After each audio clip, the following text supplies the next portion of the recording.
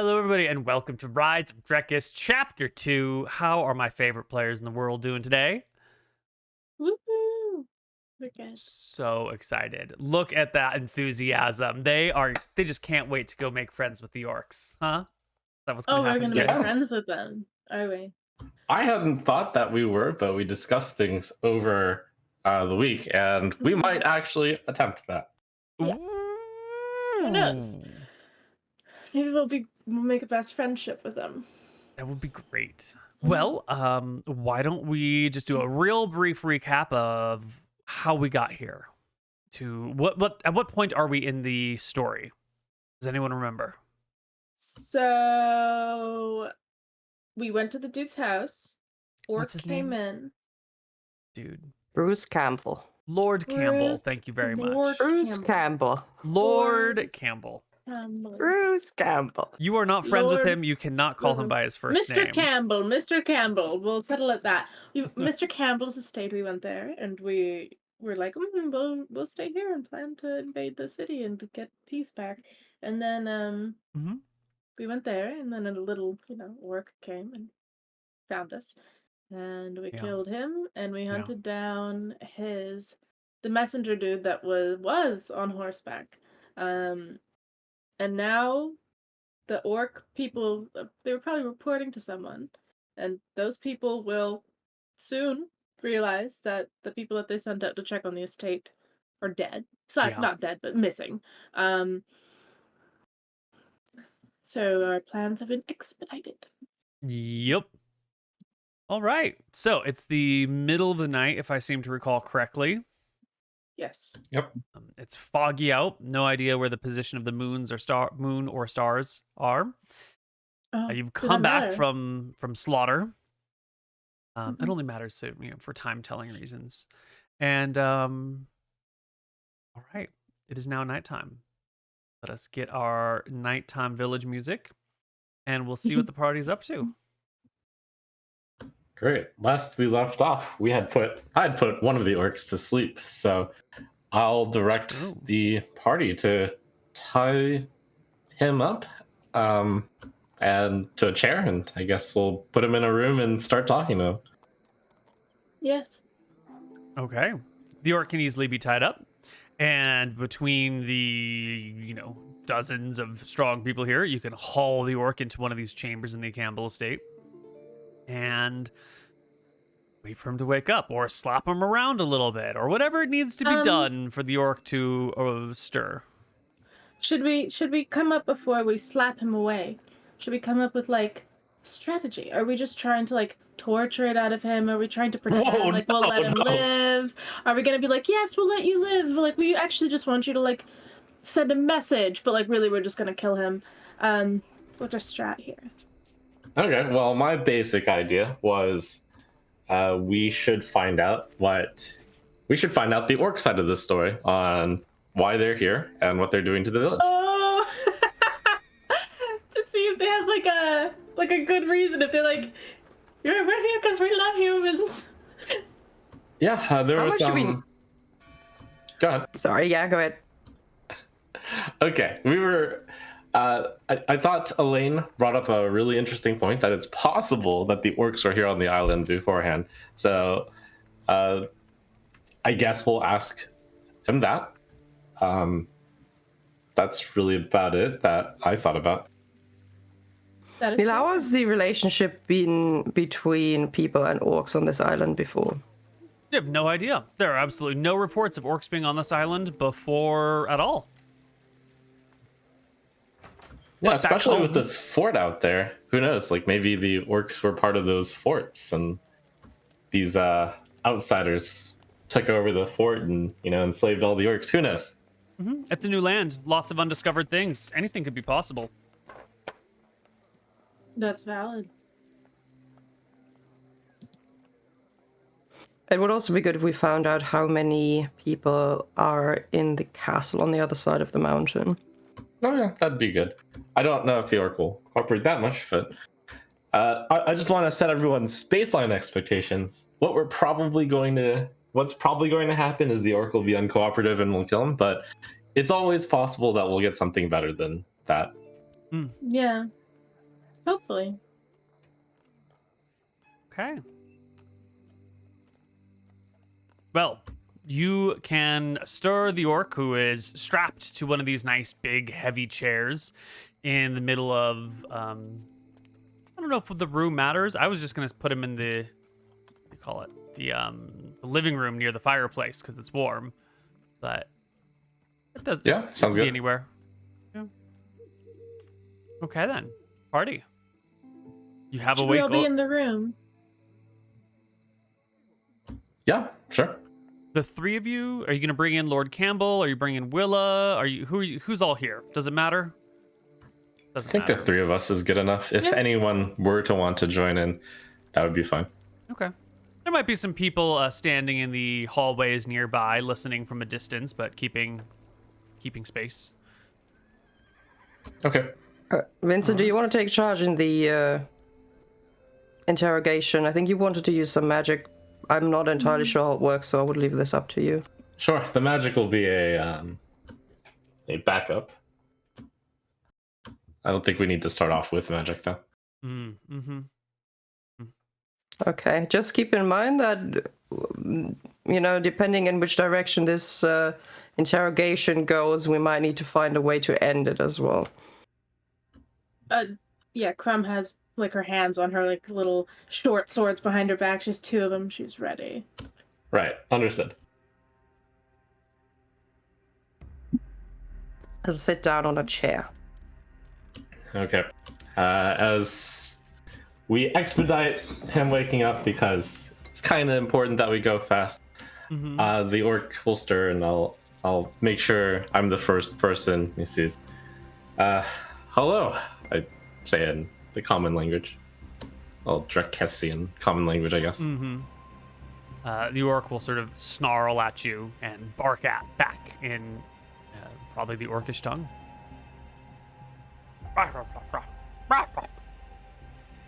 Do you speak common? I'll ask it.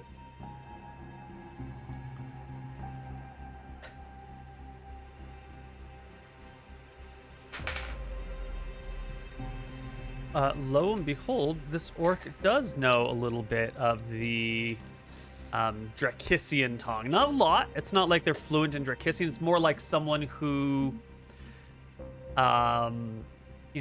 took a couple of years of Spanish in high school, but they're like trying to talk to someone who is maybe like Italian or Portuguese, and like there's just enough crossover that you can kind of like beat around a couple of similar words, but it's good. Super useful.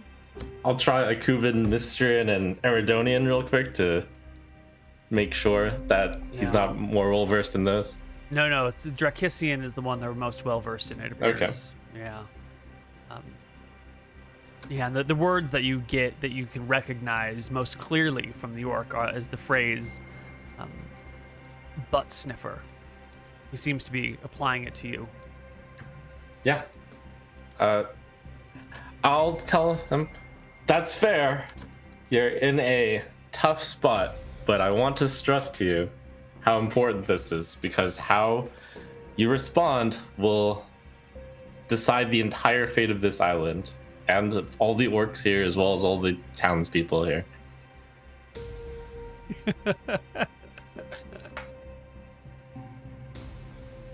As well as yourself. I am willing to let you have a good life and live, and I want what's best for this whole island. Mm-hmm. So I try to represent a calm demeanor as I try to calm him down. Lord Campbell will come from around the corner and say, might I offer my services? I speak a little Orcish. I've been working with them for some time. I thought it might be useful to learn the language a little bit. Could I... Oh, please. He'll stand forward in front of the orc and, say a couple of things in a very authoritative, rough tone towards the orc, who will spit on the ground and bark back a couple of more things, and Lord Campbell will turn to you and nod and say, okay, I think we can... But what would you like me to say? Did you hear what I said? I did. Okay, please repeat that to the orc. Mm-hmm. He will repeat some more snarling back to the orc. The orc will howl and grunt, and Lord Campbell will say, it appears the orc thinks that you're all going to die. And is telling you that your best chance at a life of slavery and servitude is by letting him go immediately.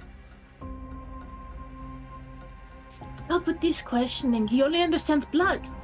Hey. She pulls out her daggers. I think we might be done here then. I look at the other two. Do you want to torture him? Get information out of him like this? Torture is never a very good source of information, especially from someone as tough looking and as resolute as this orc. Everyone crumbles under the blade. I think he actually believes what he's saying, and we should just rest up and prepare for a tough fight tomorrow, or possibly tonight.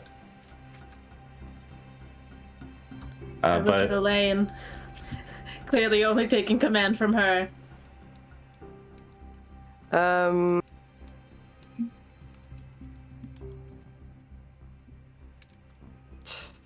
It's a tough one, but I mean, he had his chance, didn't he? He did. All right. I say sadly, if only he had shown himself willing to at least have some amount of diplomacy. But I asked him think nicely to talk. No one was going to give in nicely. Do you want to try your spell at all? Maybe we get at least like one answer out of him. I don't believe it'll be effective against someone who's so fundamentally against us. Lord Campbell begins to speak in Orcish. The orc closes his eyes a little bit, bobs his head a few times. Lord Campbell will look back to you and say, well, told him that you're thinking of just killing him. He seems to be much more amenable to that than this. He gestures to the tied up situation. Right.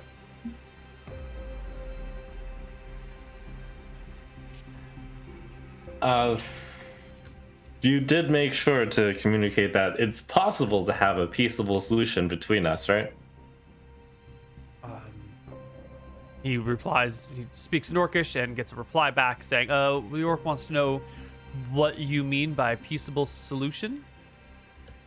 So I'll just communicate to our understanding, the orcs have invaded and taken over our territory.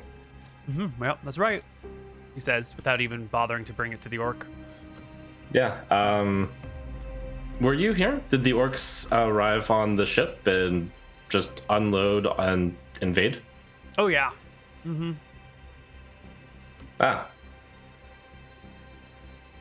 That's pretty much all the orcs here right now, right? And everyone who came from that first fleet? Yep.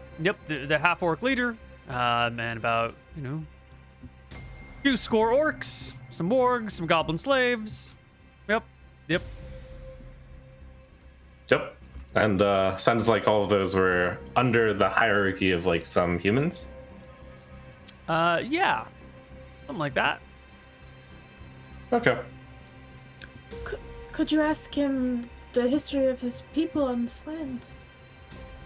Sure. Maybe he will be willing to talk of this. Yeah. Lord Campbell will ask the orc some questions about the history of his people in this land and come back to you with a, apparently this fellow's name is Narsh, and Narsh is part of the Red Claw clan. Proud history, conquering many nations over in the Far East, and came here under the leadership of a half-orc fighter named Maktarak, which that's the person who helped appoint me. Didn't realize they were half-orc. Barely saw them really. And the Red Claw clan is stupidly, my words not his, named for the blood that comes onto their claws when they rip their enemies to pieces, he says, like rolling his eyes. And he's very ferocious, and his people have a long history of, domination and raiding and what's the word when you kidnap someone and then you sell them back to their family? Ransoming. Mm-hmm. Okay. I don't suppose you have. Do you have some of that delicious avocado dessert? Oh, you mean avocado ice cream? Oh, if only we had ice. We made it once, but it's fresh out. But we do have some salt. I can make you some toast, some avocado and salt on it. It's delicious. We are not going to get information from him from giving him food. Toast. No, I'm not going to do that. I just think it's worthy for him to have a good last meal. Oh. Could you prepare that for this real quick, just as a reward for giving us basic information? Yeah, send a servant. Yeah, Lord Campbell will go and talk to one of the kitchen staff and give them the instructions to prepare the delicious meal, and he'll come on back. It'll take a minute or so, so if you wanted to do anything while he was out of the room, you've got a moment. I just have more questions for Lord Campbell to translate over. Yeah, he comes back. Yeah. Anything else? Can ask him what his relationship is with the townspeople. He asks. He gets an answer. He says, the townspeople are like cattle. They are to be herded. They are to be organized for the greater benefit of the empire. And, he used the phrase, they are to be milked. I don't think it means literally milked like you would a cow, but I think, used for their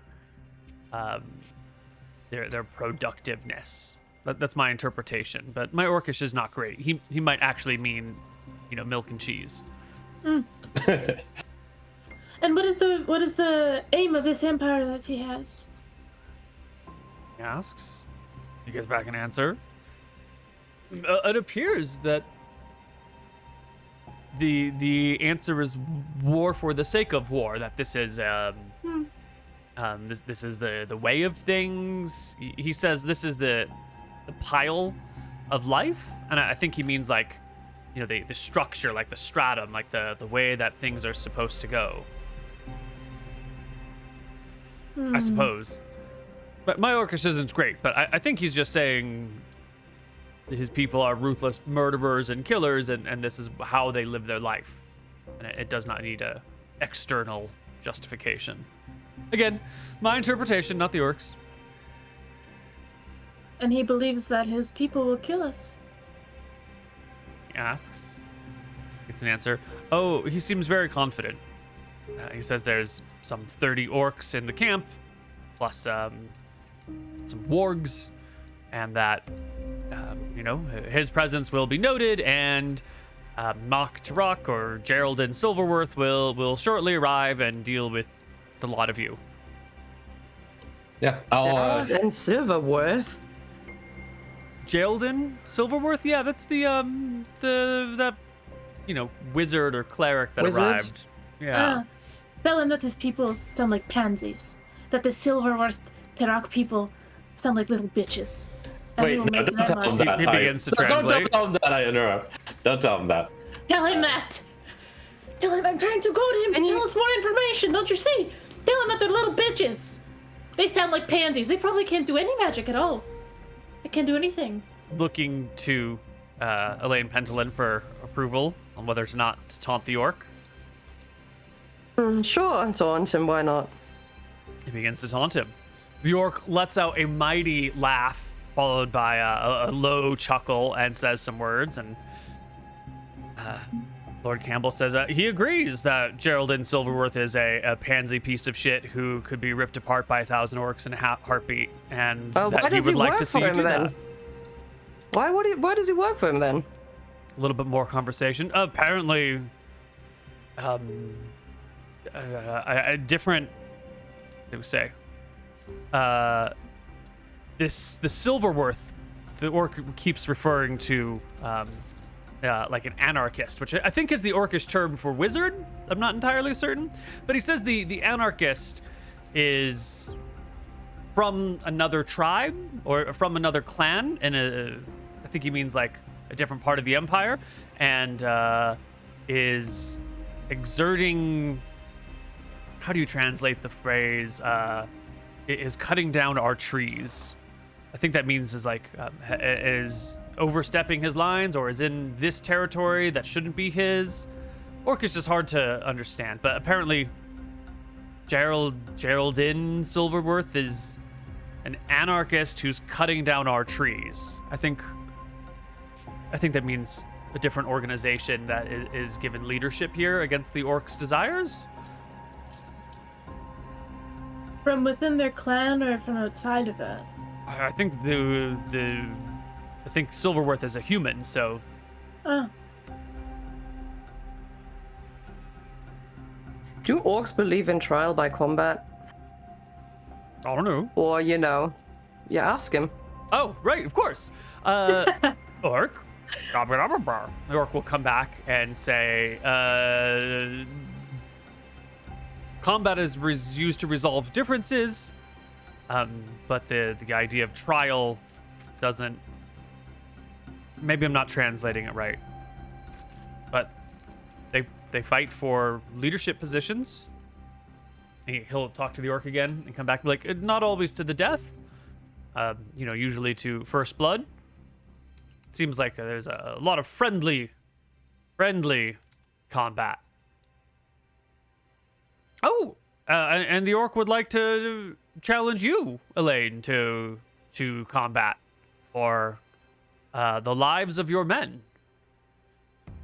Elaine is so strong, she kicks his ass. She won't kick his ass. Waste of time. He's hurt. He's like very, very hurt. There's no way this is going to be an honorable duel at all. Yeah, no, this would be a one-sided slaughter, absolutely. Yeah. Yes. Yeah. He's at like 3 HP. We kill him, we go on and do our thing. We need to kill the rest of them. Do orcs never coexist with anybody else? There's an ask, there's an answer. He goes, he says that they love livestock? Like, love it in what way? Yeah, that's great. That's great. Love it in They're what just way? a bunch of aggressive farmers. That's what they are. No, I think livestock means, humans and goblin slaves and prisoners. Yeah, I don't think he actually means animal. He says animals, but I think he means. Yes, again. Yep. To him, okay, we're the animals. Okay. Why don't they? Sorry. Why don't they fight Silverworth then, if he's overstepping? Questions, answers. Other clan has. The greater chieftain says this is how it is, and they must abide. But our friend here, our Narsh friend here, is really, not too excited about the human coming in. Yep. Unrelatedly, what do orcs find attractive? I'm just curious about their culture. Boy, oh boy. This has nothing to do with my plan for later. Orc, the orc will look around, look kind of confused, and bark back. And then, even though his arms are tied, you can see that there's like hand gestures coming up from where the wrists are free and available. And there's like a long discussion, and you can see Lord Campbell going from to like scratching the back of his head and like looking away, and you can see very discomforting.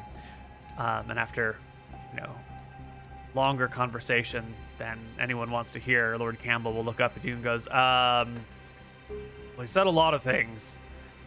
Lots of talks about, the bulging of muscles and the thickness of limbs and,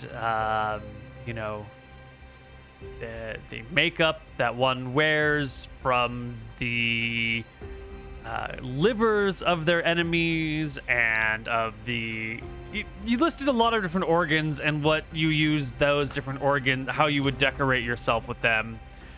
Apparently, it's big muscles and lots of hair and lots of blood, and also lots of then shaving of the hair, and apparently mating inside the carcass of a bull that you've just killed is the highest form of intimacy. And get to eat the meat and bathe in the blood while I've heard enough. Thank you. Yeah. Disgusting. Can we get rid of him now, please? Yes. Yeah, I'll present him the dish and say to him in the common language, "Last meal for you. Good talk." The orc looks at this vegetarian meal you've given him. Bread with fruit and salt? Ugh. He turns his nose up at your offering. I sigh. I start eating it. Do we at least have today? Do we have tonight to live before we die? Or are we dying tomorrow night? Well, he says that they'll, when he and his friend don't come back, that will be the signal, and then Garnasha, the one-eyed orc, will come for us. He didn't specify when. He just says Garnasha is a great war leader, and she will, splatter our heads upon the tiles, hang our bodies from the rafters. He describes, horrible things. Yeah. Yep. Okay. Elaine? Sure, it'd be great if we could May just I? get rid of him. Yeah. You may not want to see this, Lord Campbell. Can we take him outside? Oh, Yeah, we're not just doing had this in the living room. Thank you. I'll yank him up from his chair and I'll push him outside. Yeah. All right. We can take the orc out into the field tonight, chop him down. And when it's all said and done, your soldiers, now fully armed and armored, at attention, rallied in this small little estate, look to you for what to do next. Because this estate is minorly defendable. It does have walls. They're fairly thick. It's got windows, lots of them, with shutters on them. This is the sort of building that you might be able to hold out in for a little while. It's also the sort of building that, is sort of flammable and also might have multiple entrances from upper story windows. And it's not built to be super defensive. Yeah, so the way I see it is when these scouts failed to report back, they probably had to check a few areas. So I don't know if they'll send their entire force to this exact spot. Plus, we don't know if they'll send their entire force tonight. So, keep a guard, but have your people rest up, I would say, as well as ourselves, and we can stay here. I think we should aim to assault them tomorrow. How much force do the orcs use on villagers? Like, if they want something, do they actually kill people as well? Or was it only during the takeover back then? Well, people stopped, resisting after the initial fights. There were a couple of crucifixions, and everyone started working along real quickly. At least that's my impression. I don't think there's much in the way of resistance. We could theoretically, I don't know how this would be done, but we could goad them all to get inside the building looking for us or fighting something or someone and then just burn it all down. You can't burn down my house. This isn't your house, Lord Campbell. I protest. Okay, your protest hath been denied. So orcs seem to be creatures of the night. Are they weaker during the day? Is that a thing? Have you ever noticed them trying to avoid? Oh, I do believe they've got eyes built for night, and not for the day. So I don't know if that means that they're gonna rush to action right now before the sun comes up, or if that means they'll wait till tomorrow night. But yes, I think they fight with -1 to hit during the day. Okay, well, I think we don't have much choice. I think we need to hold up for the night because we can't see in the night and they can. So they have like a huge advantage if we go out right now and try to fight them wherever.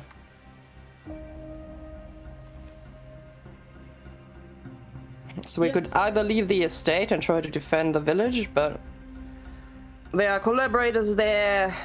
It's a much larger space to defend. Like, it might be much more difficult. We also might not get any rest in because people will be panicking. So. Right. To my knowledge, they won't go after the village at all yet. It's just us that are the troublemakers. Yeah. Why would they kill all their cattle? True. So I think we just defend this place then for tonight. Sounds good. I take my leave then. I'll head to my bedroom. All right. Okay. And everyone goes to bed except for the people who are set to watch. Why don't we take our first break early right now, because it's a wonderful spot to break. And when we come back, we'll come back to the lovely sounds and cheers of children playing in the streets and everything going well. You know, the sound of sandcastles being built, and certainly not the slaughter of your watchmen. We'll catch you all on the other side of our breaks.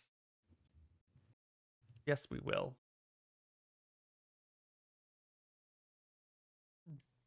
Hello, everybody, and welcome back to Rise of Drekis, Chapter 2. So, the night passes in uncomfortable ease. I'm sure many of you are awoken at various points in the night, fearing the worst, but nothing comes of it. Eventually, the sun will rise on this beautiful day here in the lovely Santa Barbara Channel. It is now June 28th. This is the day that Malchus sets in the sky. Because the gods... But there are the constellations of the night, and they rise and set at different times. And in theory, like when a god is, rising is when they're beginning to have influence in the world, and when they're peaking is when their influence is highest, and when they set is when their influence begins to leave the world. That's like, theologically speaking. I don't know how much impact it actually has, but we started our campaign. Let's hope Vincent has a great day, considering Marcus is rising. We're just setting. Oh, setting. Okay, yeah, never mind. Yeah. Because he's coming back, right? That's the idea. Well, he'll come back in 6 months. Yeah. But in the meantime, Malchus, god of humans, is setting. And it's a new day. There's a little bit of fog hanging out around the estate, so you can't actually see too terribly far from it. Yeah, that's that. I don't know if I have any tracks that simulate fog. What's the sound of fog? Literally no sound. It would just be like the morning bugs. Like, you hear like little crickets, you hear just the morning sounds, and you just visualize the fog there. I think you're right. Krob, could you sneak out and just make sure we're not surrounded and can't see it? Oh yes, definitely.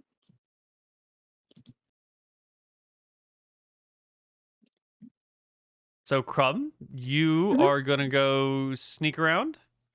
I just want to make sure that we're not, surrounded. Yeah. Where do we hide? Do you know about how long it takes to prepare each spell? No? It takes 10 minutes per spell level. So if it's a first level spell, 10 minutes, second level spell, 20 minutes. Okay, I'll prepare for breakfast first, and then I'll prepare my spells after, I guess. I mean, can you do 2 phases of preparation? Where... it needs to be when you're rested after a full night's sleep, and that's kind of a vague term. So if someone's bringing you breakfast, that's fine. If you go down and have some breakfast and go back up to learn your spells, that's probably fine. But if you go down for breakfast and then get involved in something, you might pass your period. I think the common practice is to memorize upon waking so that you won't accidentally get interrupted. I'm sure we can get Brunhilde to bring you some breakfast. But I'll miss breakfast. We'll bring you breakfast. Don't worry about it. You'll be fine. Yes. Okay, I'll start preparing my spells. What a good friend. Okay. Peach. Mm-hmm. Crumpet. Crumb. Oui. Crumb. Prefers crumb. You're gonna head out into the fog. Now, the Campbell estate has some hedges around it. It's got some trees. You've got the nice thick walls of this estate itself. But just beyond this, like, human-made, cozy little nook is a grassy field. And then it's this oak forest that, like, stretches for a couple of miles until you hit the end of this little peninsula. And you're just a little person, right? The grasses are kind of high. They're high enough that if you were to, like, keep a low profile, you could keep your head below the peak of the grasses area. But you've also got, like, a lot of places to go. By which I mean, if we take a look at our little map over here and we come on down to the estate area, there's if we're here-ish, and you know the town's over here-ish, and the fort must be over here-ish or something. There's a lot of space to explore. Are we just going in the direction of the town and fort, or are we gonna explore, like, you could spend hours searching this area carefully. Tell me how you go about securing the zone. Generally, I want to make sure that the zone around the estate isn't surrounded. And then, if I were to check anything else, it would probably be our way to town and back, because that's where we're planning on going, as far as I'm aware. Correct? Okay. Marty? We're planning on going to the town afterwards.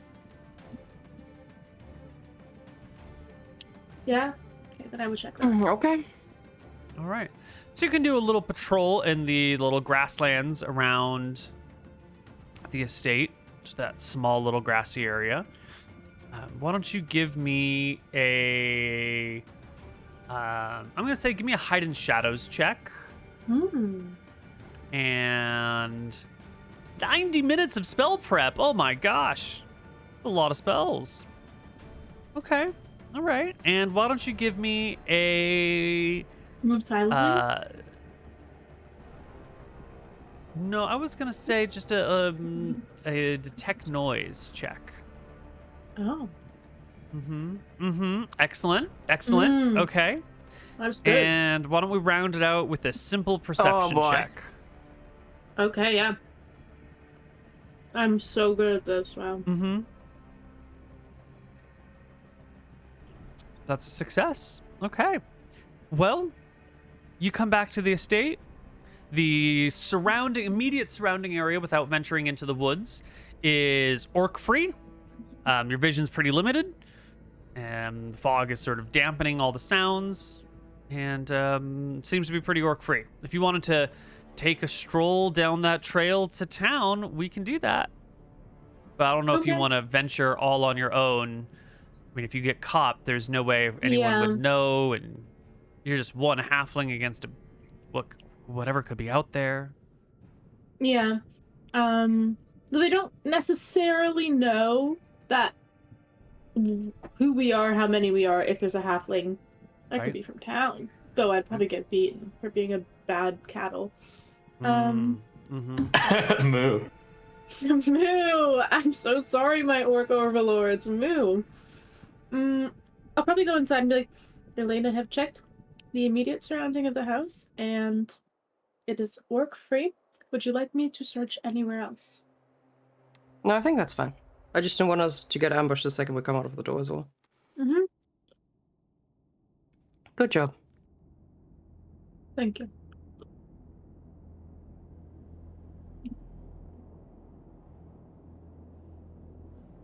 Well, I'm gonna party. go and get ready for the day. So are we taking the whole army and marching straight to town? Are we... What are we doing? I should probably go with, like, I don't know, I can still scout it out. It's just not nice to not have any backup. I was thinking, do you still want to interrogate an orc in town? Was that the plan? No? It was just this one? No, I don't think we'll get I don't think anything. so. Alright. Yeah, I mean, if there's orcs in town, it would probably be good to. We're almost certainly going to march on the fort today, so might as well bring the whole army, I guess. I think we have to ambush the road from their fort to. Right, we can have the army set up in the road between, and then if the orcs decide to run, then they'll go into the army. Which they won't, because they're orcs.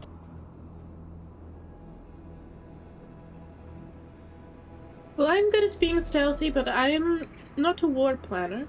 I will defer to Elaine. Well, I think we're marching to that place, the road between their fort and the, like, you know, the road they took with their donkey coming from wherever the fuck and try to kill them there.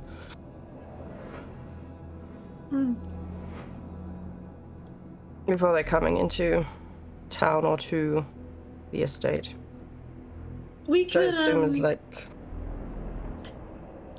We could go and try to find like small pockets of the orcs that are surveilling, and then I could say, come into this house, there is a thing in here. And then they could come into the house, but imagine if then we killed them, and then we could do that again, and they're all dead. You know, I'm not, listen, very stealthy, good with the blade, but I'm small. Okay, I don't know that I'm going to be frontlining, healing the orcs on the front. I have to go, you know.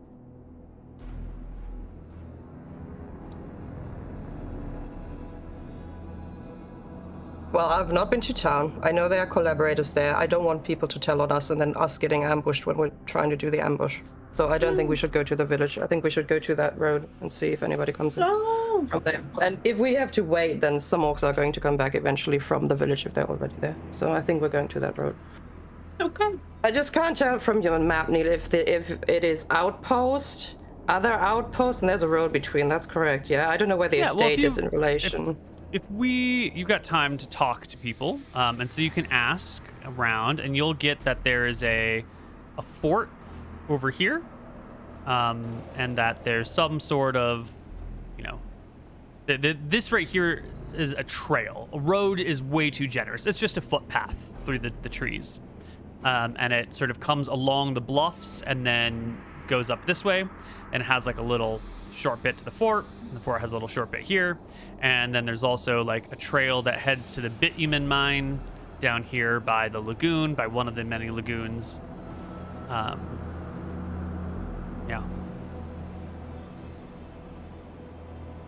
And the I still don't understand the map. So this is the stable. That's the estate. estate. Or is that the estate? That's the estate. This is what? That's the fort. And this is? The town. Town, ma'am. So here is where I think we should ambush them. Okay, here we go. Here's a little dot. If they go there, though, I mean, wouldn't they be looking here anyways? Because they went to the estate to check. I don't know. Yeah, I mean, they'll have...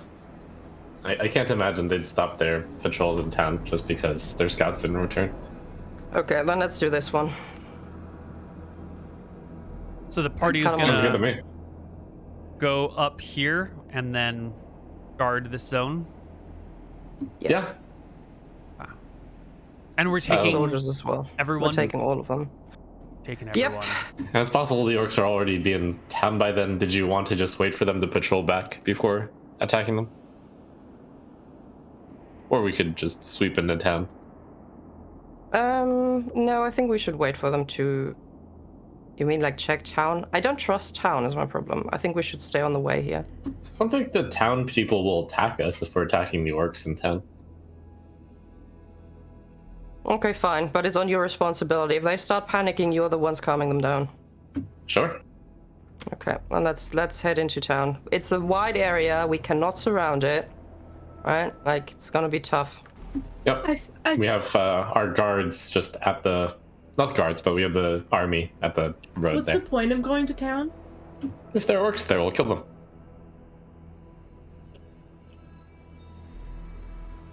And there'll still be people watching that road if there are more coming. No, we don't have, like, we're sending everybody into town. If we want to go to town, we're going all together. We're not splitting people. If we lose our people on the road and then we lose equally many in the village, then we have 0 people left to fight whoever is across that mountain. So either we're going all together or nobody goes. I also suggest we evacuate the estate for the time being, just in case this place gets ambushed while we're gone. I would assume that they would send people. Maybe not during the day, but, like, there will be orcs coming to check out that estate and killing everyone inside. Yeah, so we need to get Lord Campbell and his people out of here. Okay. Yeah, maybe they should just follow us into town. Yeah, they can. So the 16 soldiers, the 3 of you, Jeff's bodyguard, Lord Campbell, Willa. and all of his servants. Yeah, Willa's the 16. No, why? We have 2 entire groups, plus Willa as a commander, right? She... Why would it be yes. 17? It would be 2 entire groups, equally spearmen and bowmen, and Willa on top, right? I need to look at Because she's commanding them? my notes. It should definitely be an uneven number. Because otherwise, like... It is a group of 8 people who is led by... the group of 8 includes the leader, so it should be 16 people. Like in chapter 1, there were 3 groups of 8, but that group of 8 included the person who was leading it. So we've got 7... So we just didn't fill up that one group. Yeah, so we've got 15 subordinates plus Willa, and then the 3 of you. Wait, plus... even fewer people than I anticipated. Just by 1. By 1. It's totally a normal number of people. Yeah, so we're grouping everybody up. Willa comes, the bodyguard comes, the entire house is empty, all the personnel. Brunhilde brings her avocado toast, and we're heading towards town. Excellent. All right, who's at the head of the party? I'm at the head of the party. Excellent. Can I go ahead just to scout? If anything You're gonna be goes... too slow. You have the slowest feet of us all. Like, you're the halfling, your half movement speed is much slower, you can't go ahead. We're going to be very much slowed down. No, there's no point in scouting. We're going all we're into going. the town Like, anyways. they see us, That's they see us. true. We're not sneaky, we're going. All right, That is person in valid. the very front of the party, roll me a perception check. That would be Lane. Good luck. I'm working on it. It just takes me forever to load that sheet.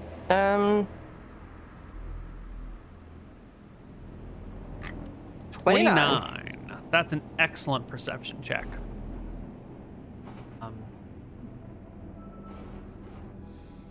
At the head of this slow-moving column, Elaine, you are going to spot what is sort of a clumsy, by your standards, ambush. All right. Yeah. There is within this forest of trees, there's an area where you can clearly see the lower feet of an orc. And they've got, nails that have been darkened by things being dropped on them and dirt underneath them. Probably feet haven't been washed in a million years. Greenish skin with calluses all over them. And it's just sort of like on this branch that is technically above your head, but the cover and the foliage isn't quite good enough. And you can easily see these like orcish feet, maybe 30 feet in front of you in the fog. In a situation like this where you can spot them, you come to a stop because they can see you, you can see them. They might not realize you see them, but if you immediately come to a stop, they'll probably know something's up. And if you call to your friends and allies, they'll probably know something's up. So when it's just you having spotted these orcish feet in a tree, what is your reaction? Well, I mean, it doesn't matter if I make any kind of symbol or anything they're going to see. So I'll call out shield wall, and I'll make myself noted, and I'll call the spearman to the front. Excellent. You call out, shield wall. Your soldiers immediately begin to brace for things. The civilians begin to panic ever so slightly. And our dear orc friend in the tree makes check, which is not the highest of dice rolls I've ever made in my life.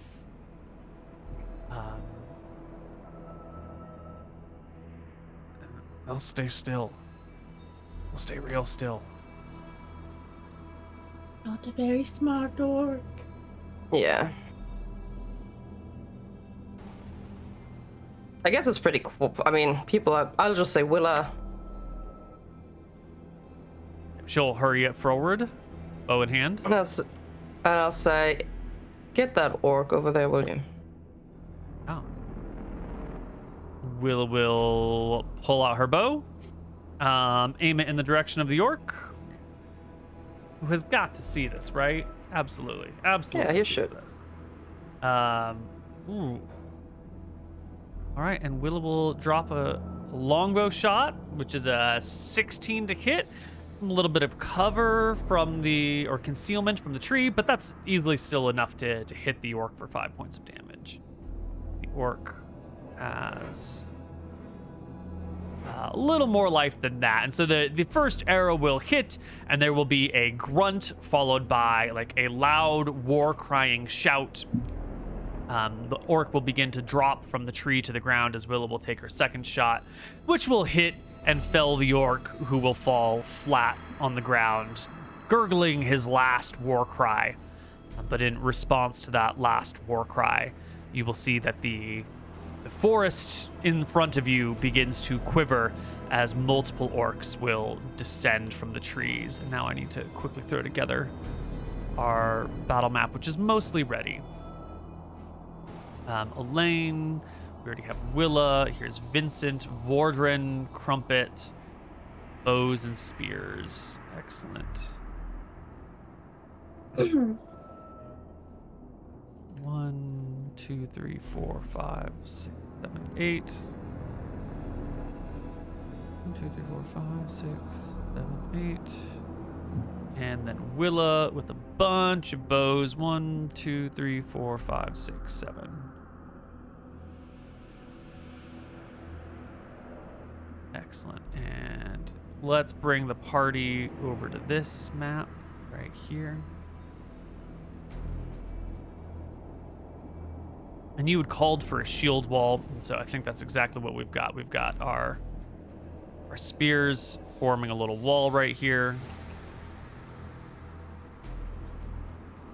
And then we've got some bows. Willa has probably come out front to help some firing. We've got some bows behind that.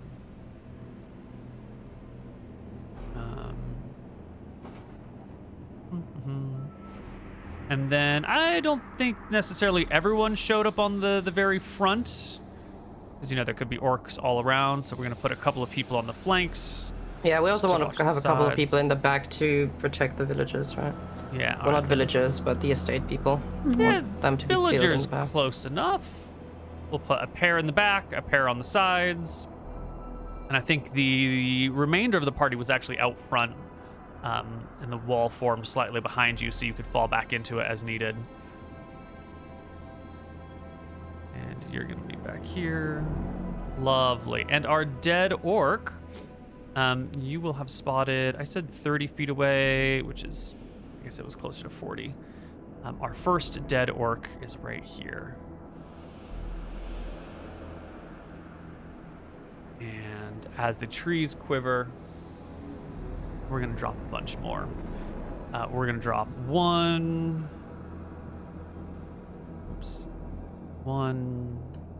2, 4, 5.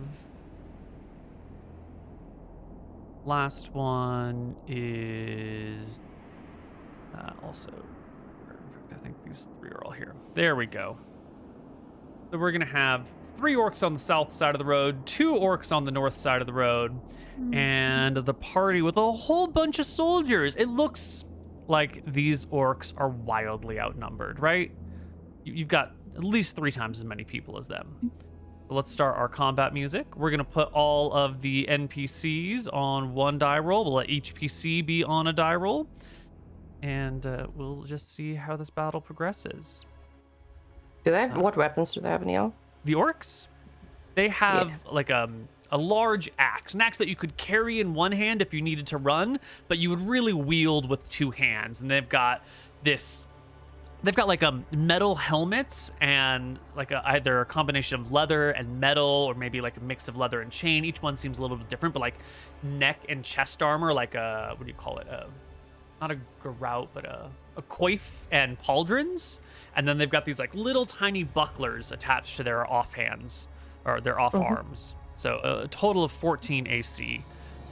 But their like torso and legs seem to be, you know, a little bit of leather here, a little bracer there, a shin guard here, a skirt for this one, but mostly unarmored on the torso and legs, and lots of protection up on the chest and shoulders. Can you tell me about basic combat? If you wanted to do a melee attack, how far could you move? You can move your movement speed in feet, tens of feet, and make an attack. So you've got movement rate 12. You could move 120 feet and hit someone. If you wanted to move farther than that, you would take penalties to your AC, but in theory, you can move 3 times that distance if you don't mind taking AC penalties and perception penalties. Yeah. Okay. My speed is 6, which Yes, it means I could is. go 60 feet and make an Poor attack. halfling. It's okay. Elaine is going to shout, "Let them come to us. It's an ambush." Yeah. Right. There's so few of them, though. Will they come to us? They're orcs. That's true. They like to fight. Where is it? I didn't consider my turn. Okay. Got the right one. Excellent. Huzzah. Crumpet, what is your plan going to be? Are you going to use your sling? Are you going to use your sword? Can I see any? Yeah, I you can see all of them. You can see... Yeah, you can see most of them. All of them, actually. Yeah. Oh, I wasted my crit. Yeah, it would have been so good. Vincent. Damn. Oh, buddy bud. So if I say that I'm going to attack with my swords, then I would double attack if one got near me. Right. So if you were to roll initiative with your sword, that would be you drawing your swords and like preparing for sword combat. And if your turn comes up, you could move to someone or you could hold your ground, but like you've got your swords out for the rest of the round. Got it. Okay, I will do that. Speed is 3. Mm-hmm. Also, you will all notice if you click on your tokens, there's going to be a bar that appears above you. And I've added all of your weapon macros to that bar, as well as initiative cool. macros. So That's very helpful. Oh my gosh. You'll That's see so helpful. Thank you. 1 dot initi or initi, followed by the weapon, if you just want to roll that for initiative, and then the actual weapon names for other stuffs. The attacks. Yeah. Okay, I see initiative for everybody. Let's do it. Ascending initiative. So Vincent, you're the first one up. Wait, I need to roll Willa as well. I didn't roll her. We don't have everybody. Yeah. Can I select her actually? Yeah, I can. Okay. There we go. Cool. Vincent is readying his darts when the orcs come into range. So What's the range on your darts? 20 feet.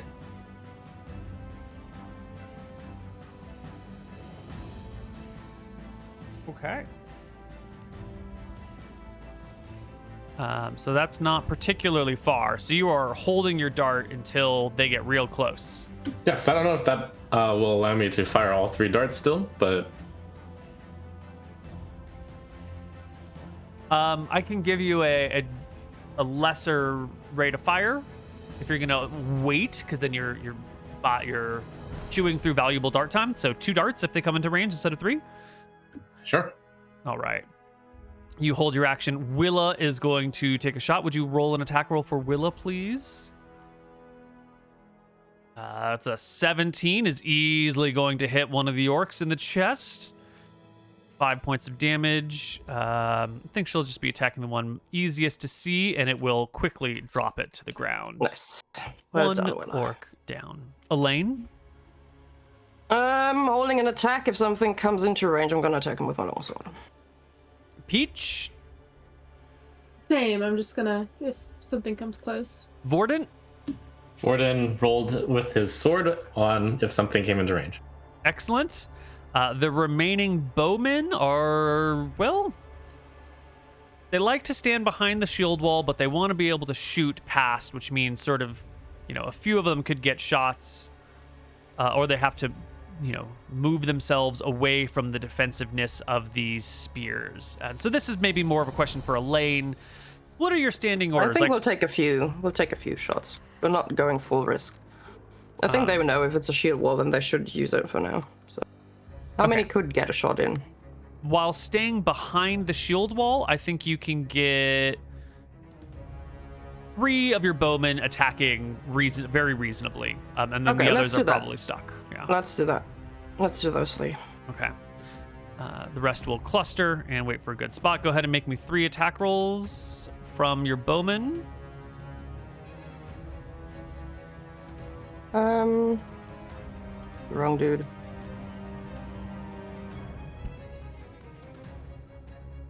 $17's a hit, 20's a crit, and 18's a crit as well. Wow. Roll me an extra 2d6, 1 for the first crit, 1 for the second crit. Those are amazing rolls.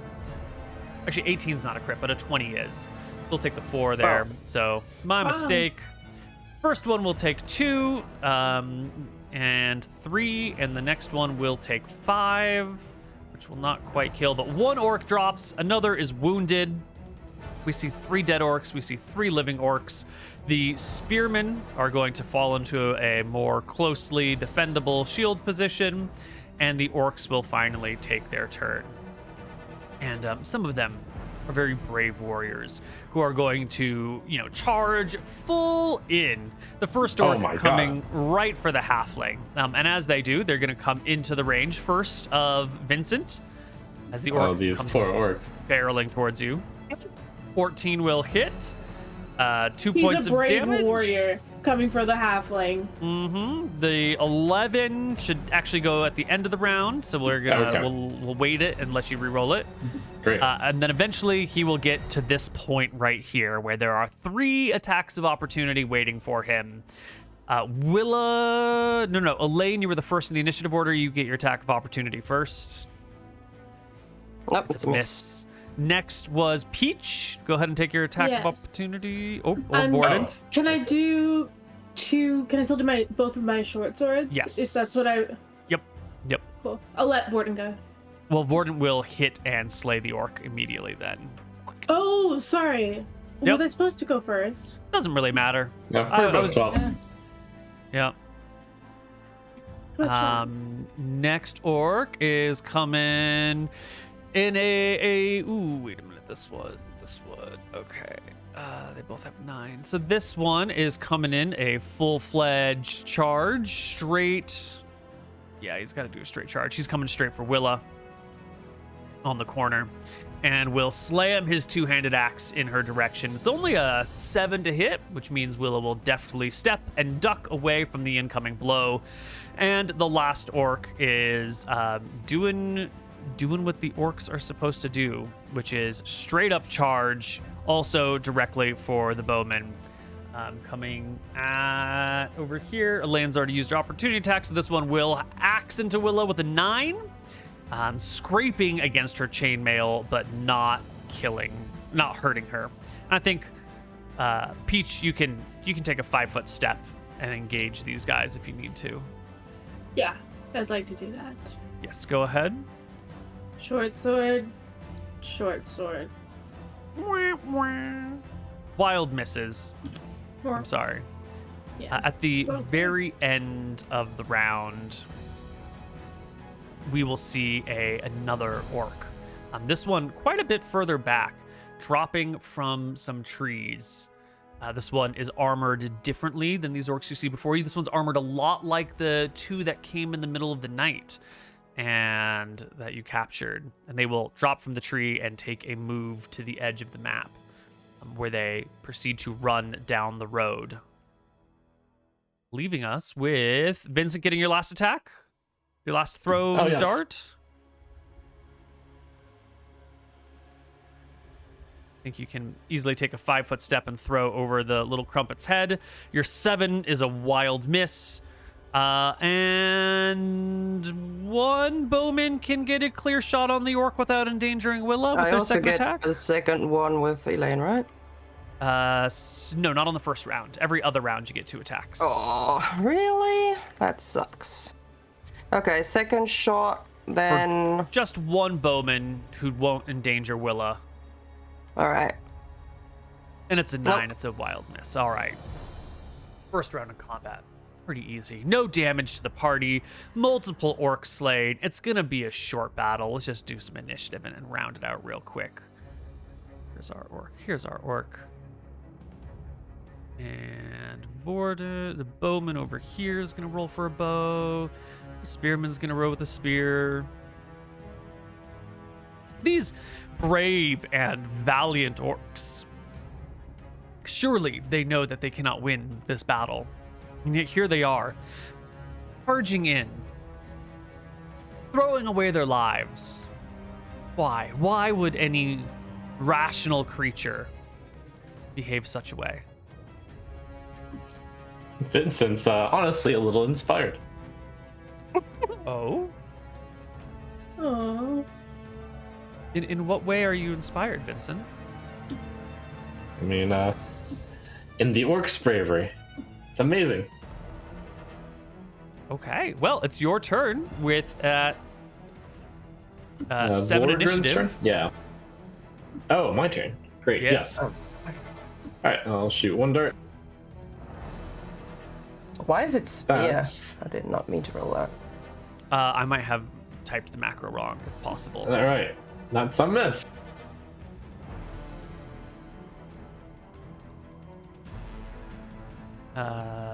Yes, the 3 is absolutely a miss. The dart goes well over everybody's head, lands off in the distance. Peach, you've got 2 daggers. It is your turn.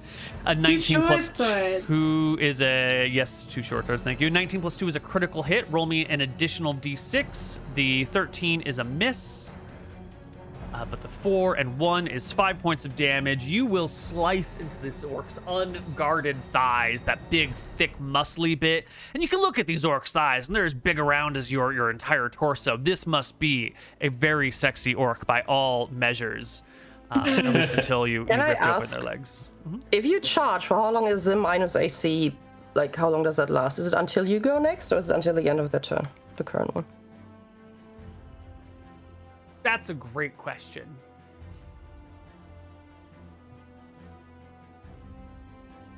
I'm not sure if they actually charge or if that was just description, though. Those were charges. They had +2 to hit on their attacks. I think it is until the end of the round. Yeah, I think it's till the end of the round, not until the start of your next turn. All right. Borden, looks like you're going up. You are circling around to the back of one of these creatures and putting a sword in its body, right? That's right. Wow, 10 damage. Yes. Is that the top one or the bottom one? The bottom one. Yeah, well, the bottom one will quickly double over and fall to the ground dead. Willa, Borden will get a second attack at the end of the round. Willa did... Sword? Bow? Oh, she did roll? bow. I don't know why it says yeah, but she did bow. Yeah. I guess. Is there anybody still being able to shoot? Even like, where's the other one that ran off? Can she see them? Yes, but she is engaged in melee with an orc, right? There's an orc within. All right, that guy's still there. Yeah. So she can shoot this one over here, but I think attacking this person will provoke an opportunity attack from the orc, who is literally next to her with a 2-handed axe, growling in her face, saliva drooling, unmasked, thriving in his element. Sexy. Mm-hmm. Yeah, she's shooting. That's fine. Okay. Excellent. Well, did I roll that? I did roll that. 14's a great hit. It's actually a 16 because you're hitting the back back. Attack, right? Yeah. And 5 points of damage will almost but not kill the enemy. Provoking the attack, the 2-handed axe will come down with the snarl of a fearsome orc who's waiting to get his first kill of the day. A 17 will hit Willa for a measly 1 point of damage. the saddest glancing blow. You know, it's the axe attack that hits the chainmail and then like bends the chainmail into your shoulder, and you're like, ow, I feel slightly bruised. Yep, spearmen are holding their positions, waiting for the rest of the orc ambush to occur. Maybe tightening up the formation a little bit. The last orc will flee, disappearing off the side of the map. And I think you've got one bowman who can, this guy is going to be brave enough. Two bowmen can take a shot without exposing themselves too much. At the fleeing one, you mean? No, at the orc next to Willa. Okay. Yeah. This one and this one. Okay. 17 will do.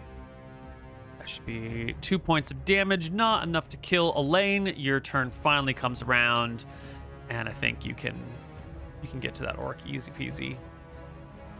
Many routes to him. Go ahead and no, those are the other bows. Oh yeah, easy peasy. Yeah, well, it's a 21, natural 18, easily a crit, but 9 points of damage even before the other crits will bring the orc to his knees. And around you is this small field of suicidal orc bodies and one runner who took an arrow in the back, but is still going to get their turn and is fleeing off screen. Oh, yeah, they already got their turn and is just running. Yeah, I should have brought a horse. That would have been smart, but here we are. Do we run after him? You can't chase. It's not a thing. Oh. If you're not faster, you're not gonna catch him. It could be opposed strength checks, but you know you're gonna lose the party. You know, blah blah blah. Yeah. Most of the party's encumbered. The orc is. You saw them without very much armor. They're definitely not encumbered. Which direction were they running into? They're along the trail. Yeah, where I don't know in which the trail is heading cardinal direction to we're the looking. east. Is it the one to the village or is it the one to the orc fort? At this point in time, that's the same trail. They will fork in front of you at some point. Well, I guess we're heading. Change of plans. I think we go to the fort, right? I think so. Yep. Yeah. Time to slaughter the women and children. I've been looking forward to this part. Are you ready? Who's up? Yeah. As we travel, I'll start casting my spells that I'm known for. I'll ask Crumb. Yes. Or rather, I'll use my knowledge of how Crumb fights. Do I think she would benefit from strength? Are you asking me? Which is basically the strength stat, or do rogues just use dex?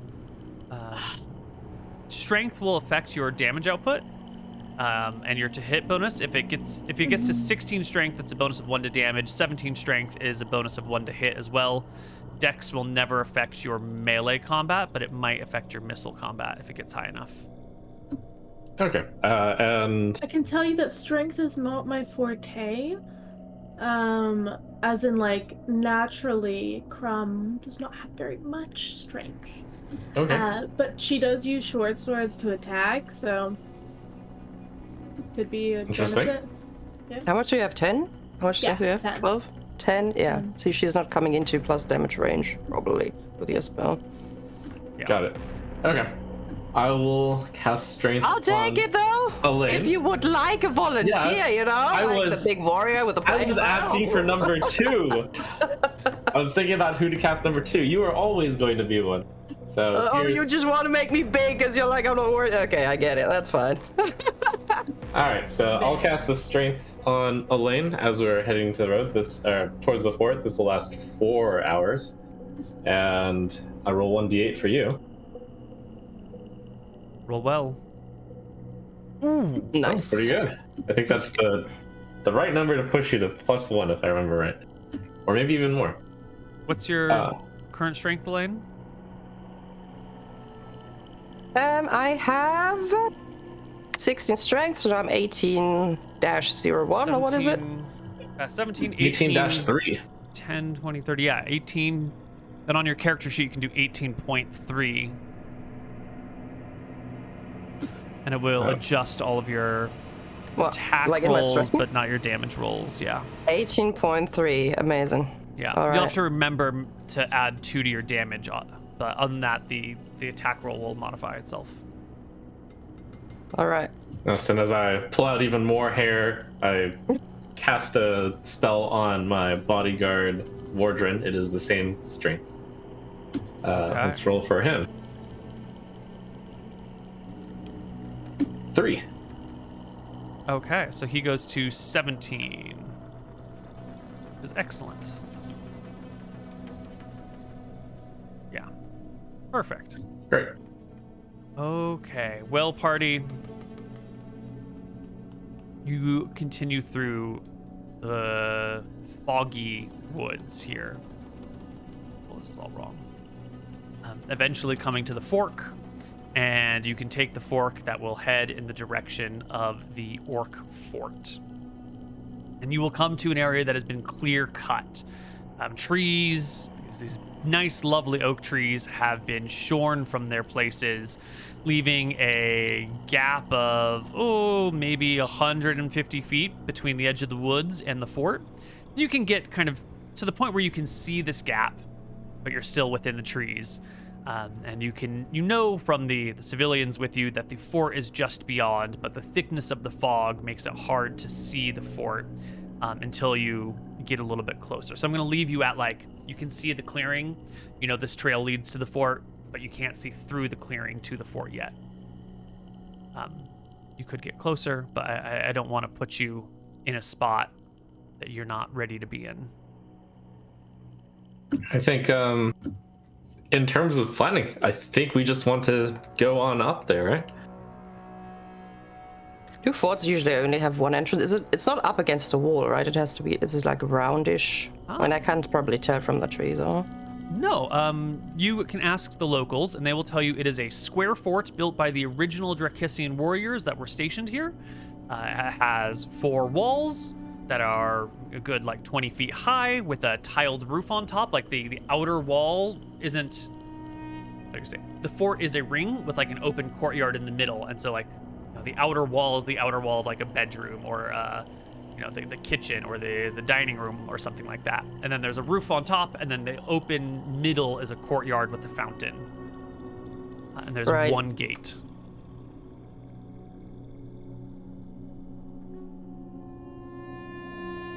Is a classic Drekisian fort has like a bar behind the gate to open it? What kind of like gate do I anticipate here? Right. There's not a lot of metallurgy here, so this is a heavy wooden door that is, in theory, barred or open, depending on proclivity of the people within. You know, if they're sallying out, then that's an open door. If they are going to stay in and bunker themselves in, then it's a closed door. But there are no parapets. There's no, like, wall to walk. Right, so it's not an opportunity for archers to be up there and shoot down on us? Correct, but by inverse, there's not an opportunity for you to shoot people up on the wall.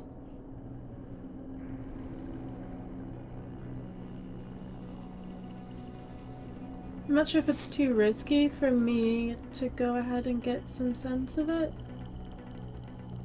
Well, this would be... You could try opening the gate. I feel like if but it is risky. I feel... The faster we head in, the faster we head in, the more likely it is that the gate will still be open. That's true. Is there like a wall to climb, Neal? Well, you haven't gotten to the edge of the clearing to see the fort, but in theory, from what you've heard, there is a wall. It's like a stucco wall with then like a little roof on top. And if it's a really good, well-maintained stucco wall, it's going to be really hard to climb. Like, there might be a window ledge that you can help scramble up on. If it's not a well-maintained stucco wall, and if it's had like a little bit of degradation, then it might be average or even easier to climb. Because,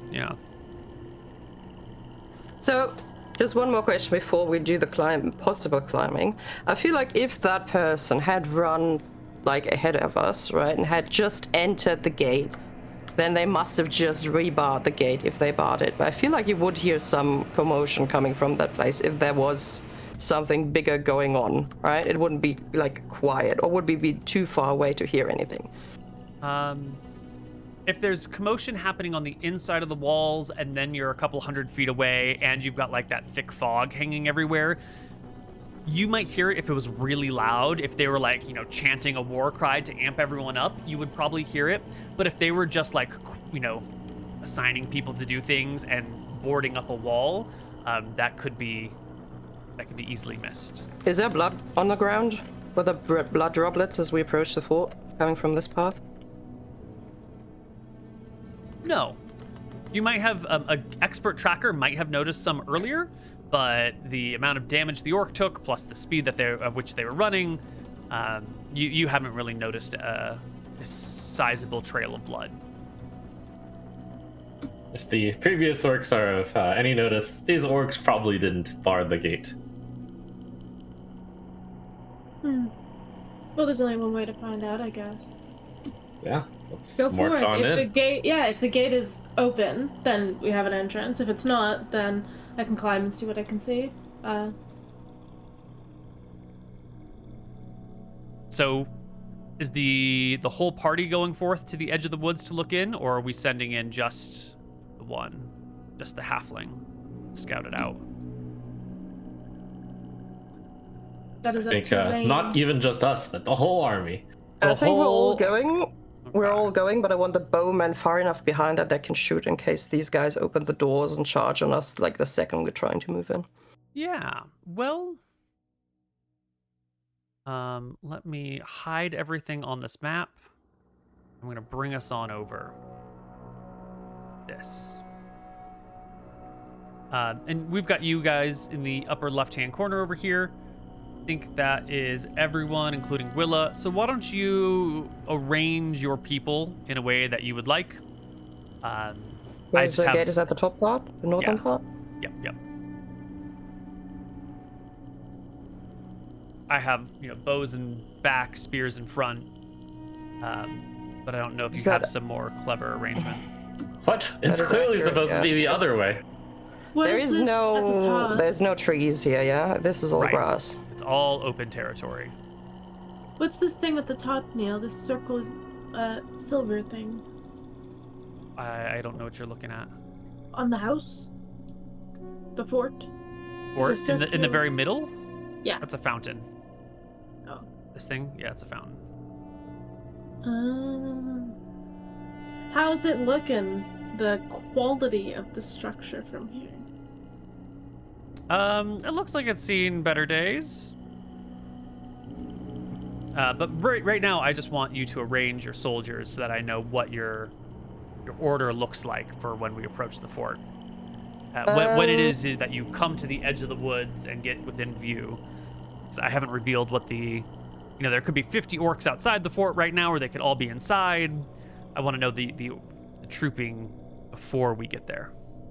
I think this is fine. I think the other two can place them how they want. I think I'm going to be in front. The rest is okay for me. But you probably don't want to be in the very front. Yeah. I'll be like here. Or like here. Yeah. I'll be there. Well, we're going to take our break right now. We're going to come back on the other side with the full-fledged assault on the Orcish fort. Or something like that. We'll see you on the other side of our break. Bye.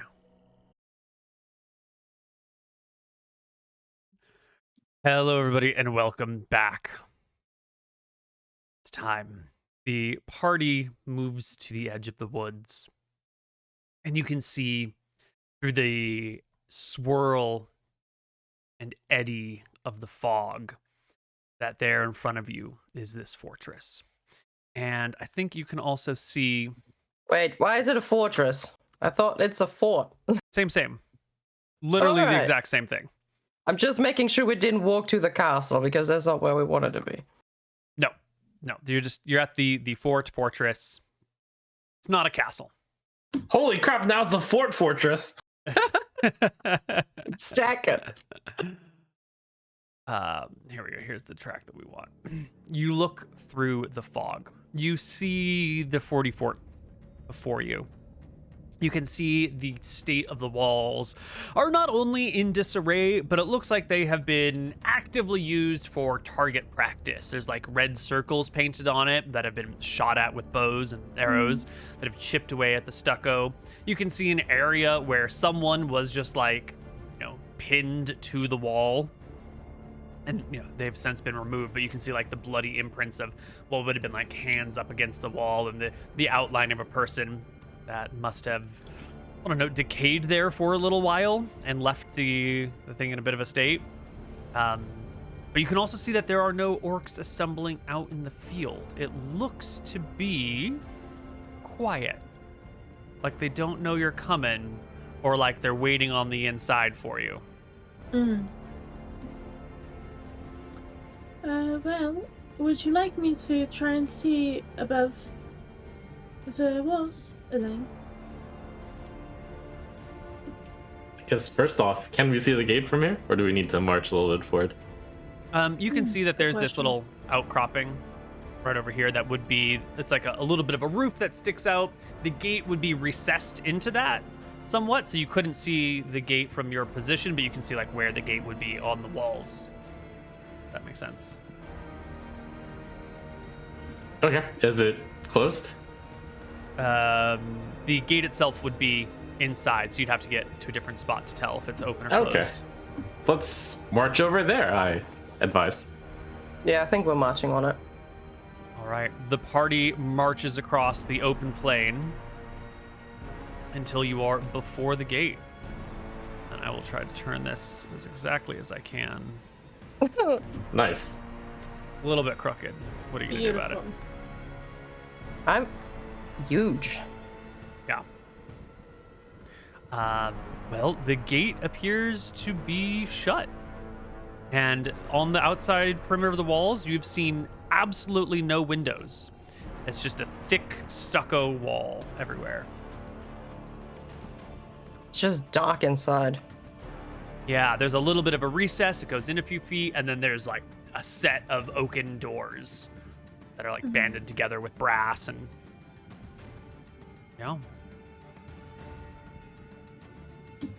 Well, if you think you can open this, Crumb. Oh, you want me to climb the... and then... I think that's what you were thinking, right? I was thinking to scout to see how many people were there. I could potentially open the gate. Does it look like it needs a key or just like a good push? It looks like it's got a bar behind it, so you would need like a really good push. You'd actually probably need a battering ram to break down this gate.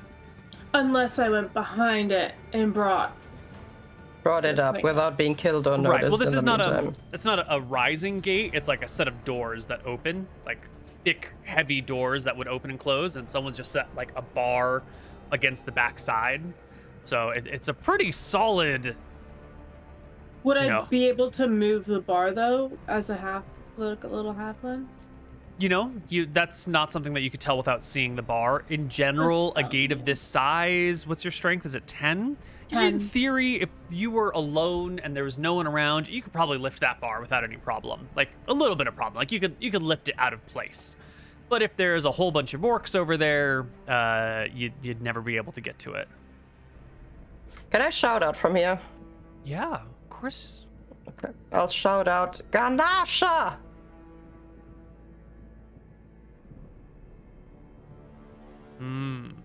Give me a charisma check.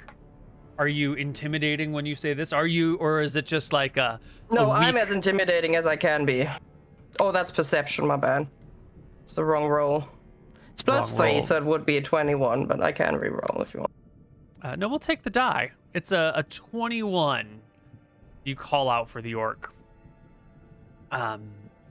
And the gate before you will shudder for a moment, and then it will crack open just enough for a single orc to step out. And you can see the orc that steps out is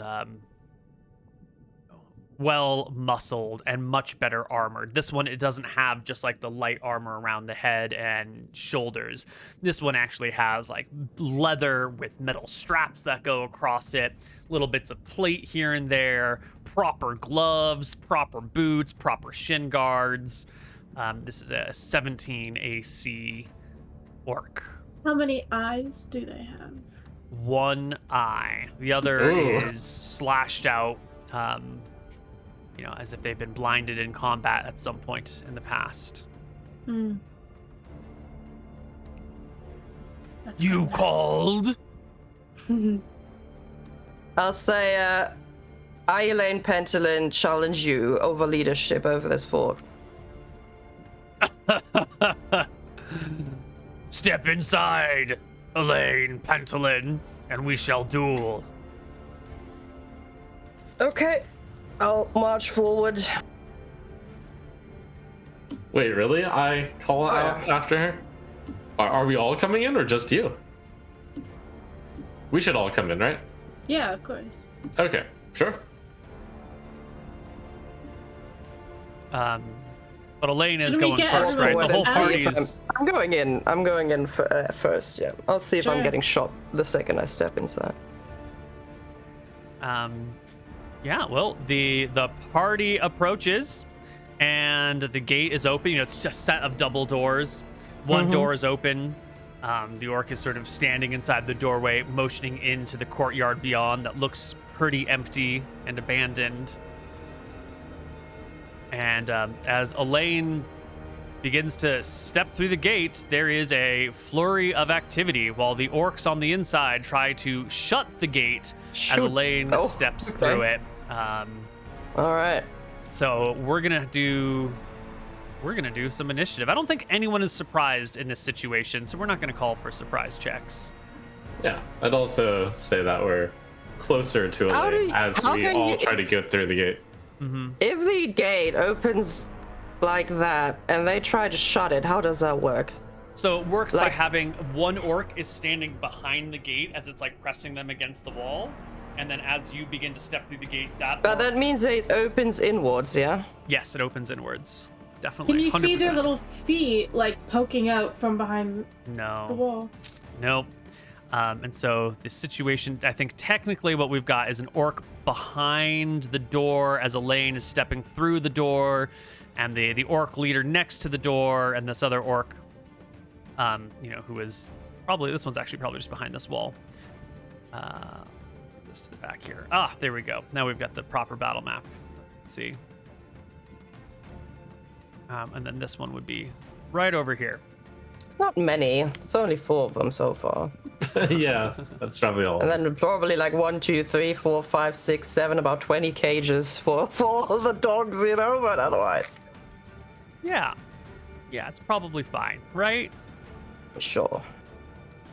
What do we roll again for this? I think we are rolling initiative as the gates are trying to be slammed shut and the battle is breaking out.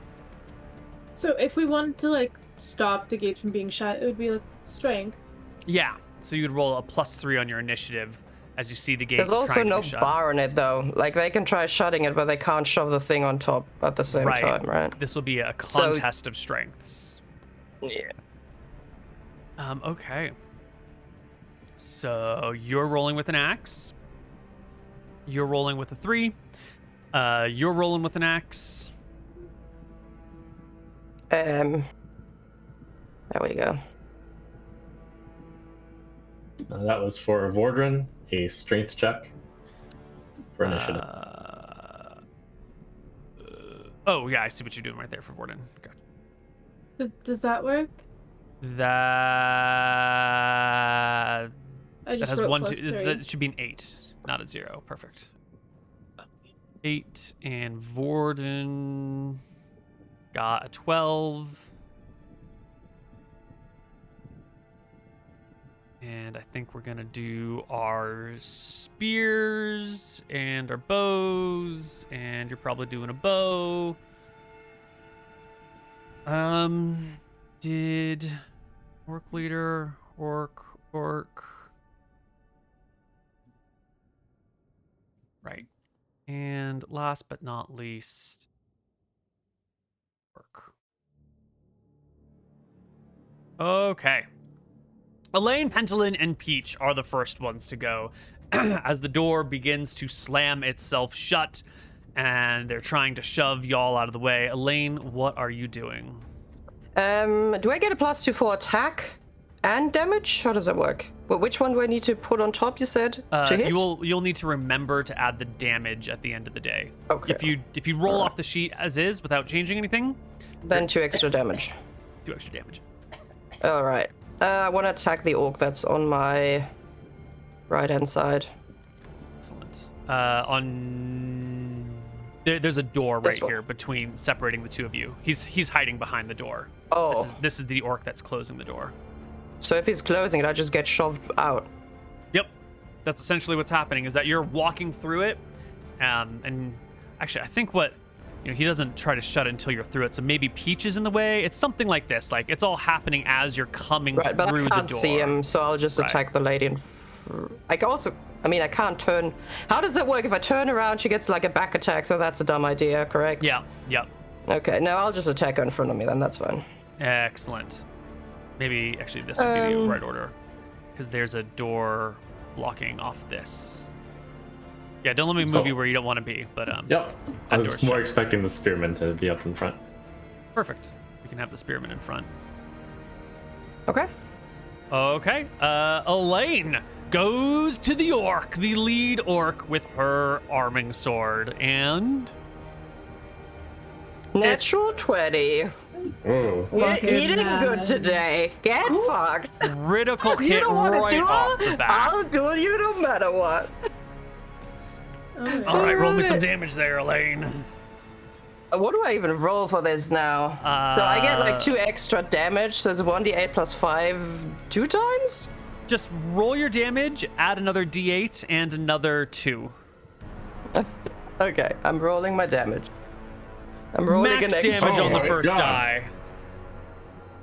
An extra 2, you said? Yes. So 3. It's A total- 14. 14 Max damage. Hacking through half the orc's HP in a single critical blow to start off the battle. Excellent. Shield punch. That misses probably. Yes, deflected by the orc's heavy armor as she lets out like a wheezing grunt as her, already wounded eye is further cleaved into, just deepening that scar down across her face, splitting the lips open, knocking off half of a tusk, and letting blood splatter across the red brick floor. Peach, it is your turn. Now, Yeah, go ahead. No, talk. No, you say. I was going to say, I don't remember what you rolled in for, but you could jump inside and stay inside. You could try and hold the door. What are you going to do? If I don't move, will the people behind me be able to keep the door open either? Who knows? Everything's happening very quickly. What do you want to do? Do you want to go for the door or do you want to go inside?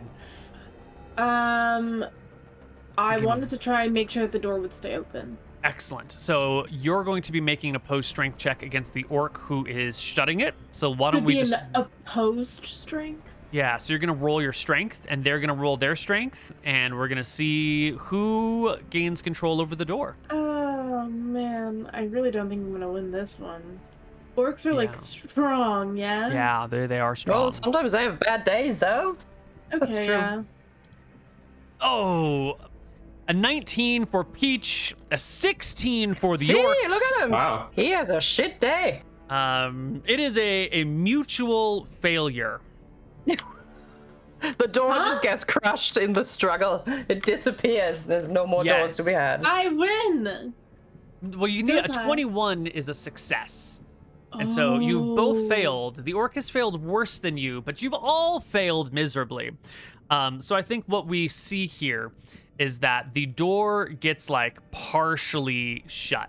It is, instead of being wide open, it gets to be like a semi-closed, not closed enough that they could latch it in place, but not open enough that your allies can get through behind you. Like, you succeed in preventing them from closing it, and they succeed in preventing you from keeping it all the way open. And now it's in this awkward, half-closed both of you, throwing your weight against it, and with your smaller stature, you can just like hold the bottom corner, and they're, I don't know, I have no idea how this works, but this is how it works.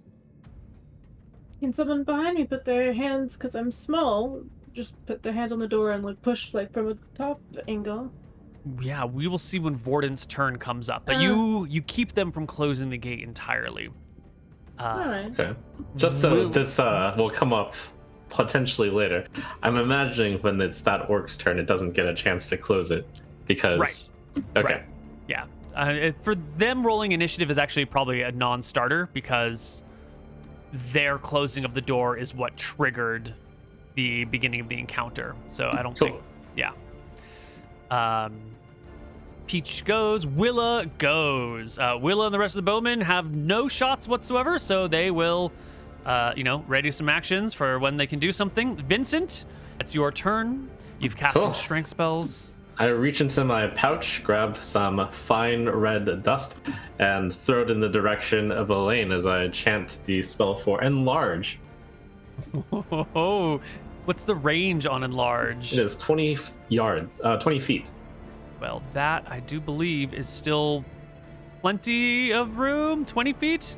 Can you get a little closer to Elaine? Were you starting? I'll advise this guy to get out of the way as I try to take his spot. Make way. Yeah. Right. We will say that you were, knowing what you were doing, prepping spells, you were probably a little bit closer. You moved her 5 feet forward, so I wanted to be 20 feet. You would have been in the right spot. Yep. The spell will go off. I do believe Elaine accepts the incoming spell from Vincent. And Elaine, you will grow 40%. 40% larger. Oh, that spell, though. You now dominate the battlefield. Jesus Christ, I'm even bigger than before. That's base. All right. And I'll get out the way after that. Okay. You think? This spearman and this one, well, you can't really get there. This one is going to try the desperate bashing down a door that is being barred. He has a 4% chance of maybe being able to bash down the barred door. And rolls a 49, which is a wild failure, and cannot bring the door down. And the other spearmen are just gathering outside, but they really can't do anything. Same with the bowman. Vordant, it is your turn. The door has been slightly shut. You and the halfling are sort of in the way. Okay. Vordant had rolled a strength, had it announced the initiative strength check. So I guess I'll push at it. Excellent. Vordant comes to aid the halfling strength. We're going to call something slightly different. We're going to combine the strength of the halfling and Vordant. Max press of 220 plus 115 is 335, which corresponds to what strength? 335 corresponds to 18 strength. Excellent. So we will make that a plus 18 instead of a plus 17. Brings us to a 27. And can the orc resist the 27? Oh, it's a 22. They cannot. Together, the two of you can swing that door all the way open. Pushing him a little bit in the process? Yeah, not enough to do damage, but definitely squeezing him inside. Cool. Fordran will get in the way of the door. Excellent. And I do believe that is the... What is the command to, like, more finely drag things so it doesn't snap? Alt. Hold Alt while you drag. Great. Oh, so you're pressing yourself into the opening door. Yeah, Vordran is trying to keep the door open. Got it. Excellent. Well, it's great because now it's the other orcs' turn. The orcs who are hiding around the corner because Amazing. They're a big fan. That is so funny. All right. All behind one bush. Yep, all behind the walls, and they come out with a roar. And the first one comes out with a roar and then pauses a little bit because all of a sudden this human fighter is like 9 feet tall. And that's not really what we're expecting. But it's okay. Yeah, human enough for them.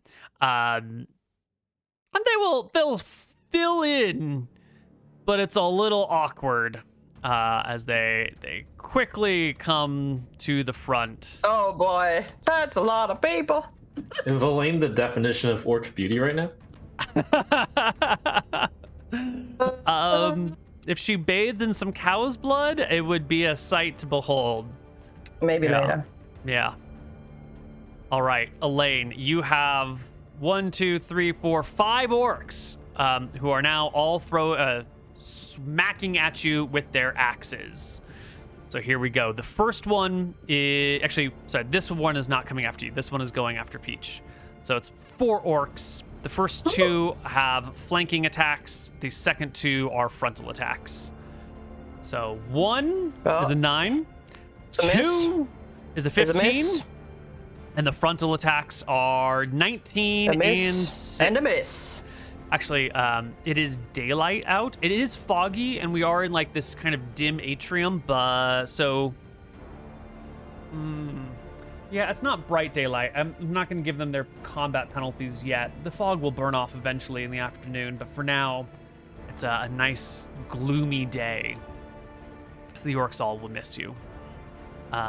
Leaving this orc back here, who was supposed to attack, but now he's stuck in the corner. We're just going to fold him into the rest of the orc initiative.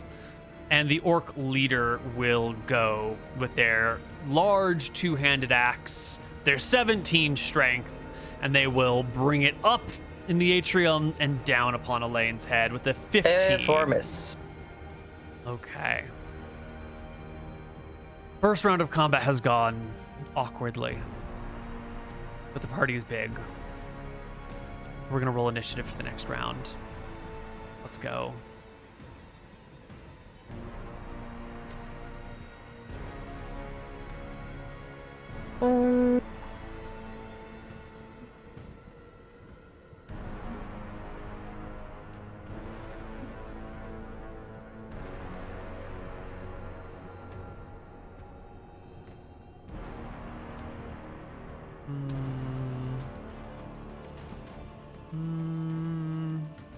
Hypnotic pattern is such a good idea.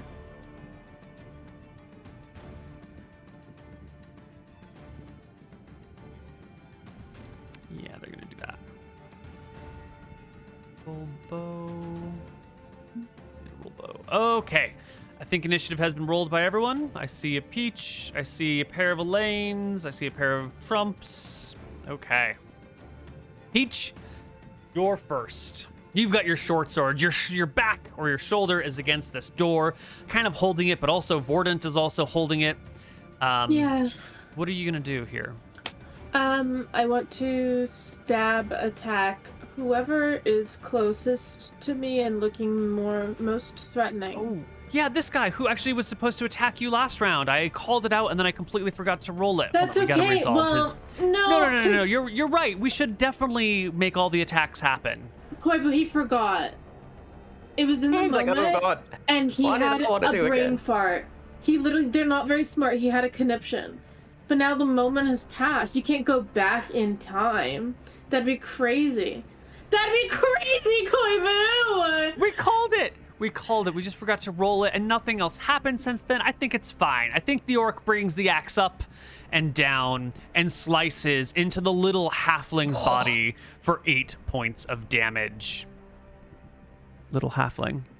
That's a quarter of your HP. Would you do the honors? Oh, thank you. I'm so glad to see those numbers go down. It's beautiful. But it's your turn now. This is the orc that just slashed into your actually rather large, beefy, strong halfling body because you have a lot of HP. Yes, you're actually quite the halfling tank.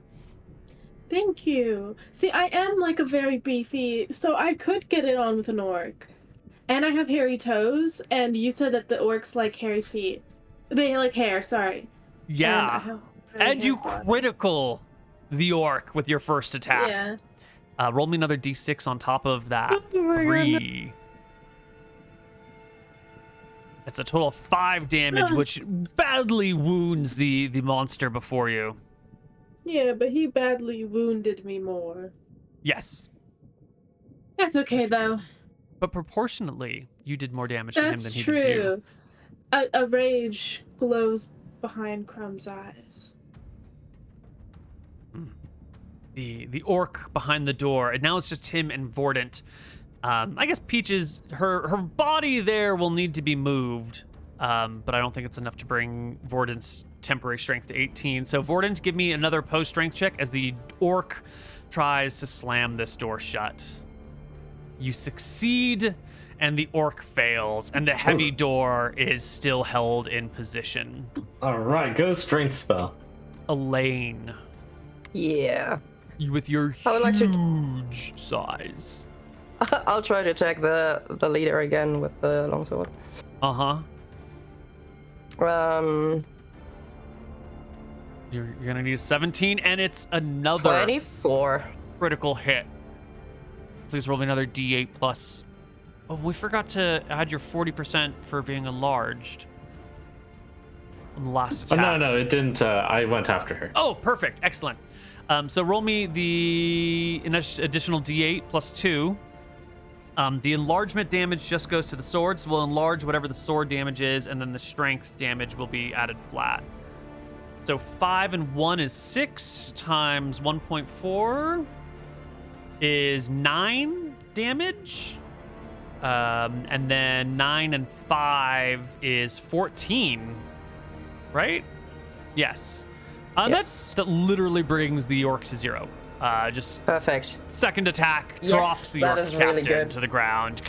I love that. I love doing that. That's my favorite part of playing Elaine. Is bringing people to exactly 0 HP so you can wake them up later. Yep. Okay. Well, no movement for you, it sounds like. Vincent, it's your turn. All right. Well, I do technically get a shield punch. Oh, you do? Yes, go ahead and punch I your want shield. a shield punch the dude to the right of me. Like, is that possible? How does that? I'm not sure if that works. Can I shield punch this guy, or is that like you gotta turn around and then? No. You can Okay, shield punch. I'll take that one. Yeah, I'll take that one. That is reasonable. That is much more reasonable. All right. Large Elaine, shield just out to the left. The orc will brace his own little buckler in between himself and you, and the pressure will not hurt him. Vincent, no. You ended your turn over here, and you're moving here and casting here? Yes. Okay. Good job. Oh, right. Was it that you needed to only 5-foot step when casting? Yeah. I forgot about 5 steps that. and caps. Could I do it from here? I just wanted to be behind the wall, so to say. Yeah, I think you could step here. You're casting Hypnotic Pattern? Yes. Yeah, if you center it, because you got to look through the open door on like this square or this square, that should be fine. Great. That is about where the square is, right? In terms of how I'm drawing it. That's pretty good. So I pull out a glowing incense rod, and I will send out the swirl of colors, which forms a hypnotic pattern over that square.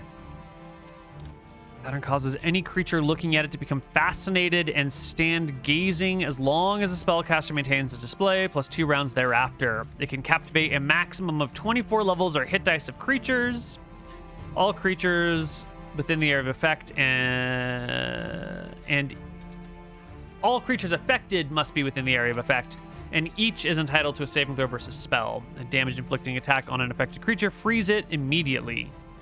You need not utter a sound, but you must gesture appropriately while holding a glowing stick of incense or a crystal rod filled with phosphorescent material. You're essentially at a rave, moving a glow stick in front of the eyes of some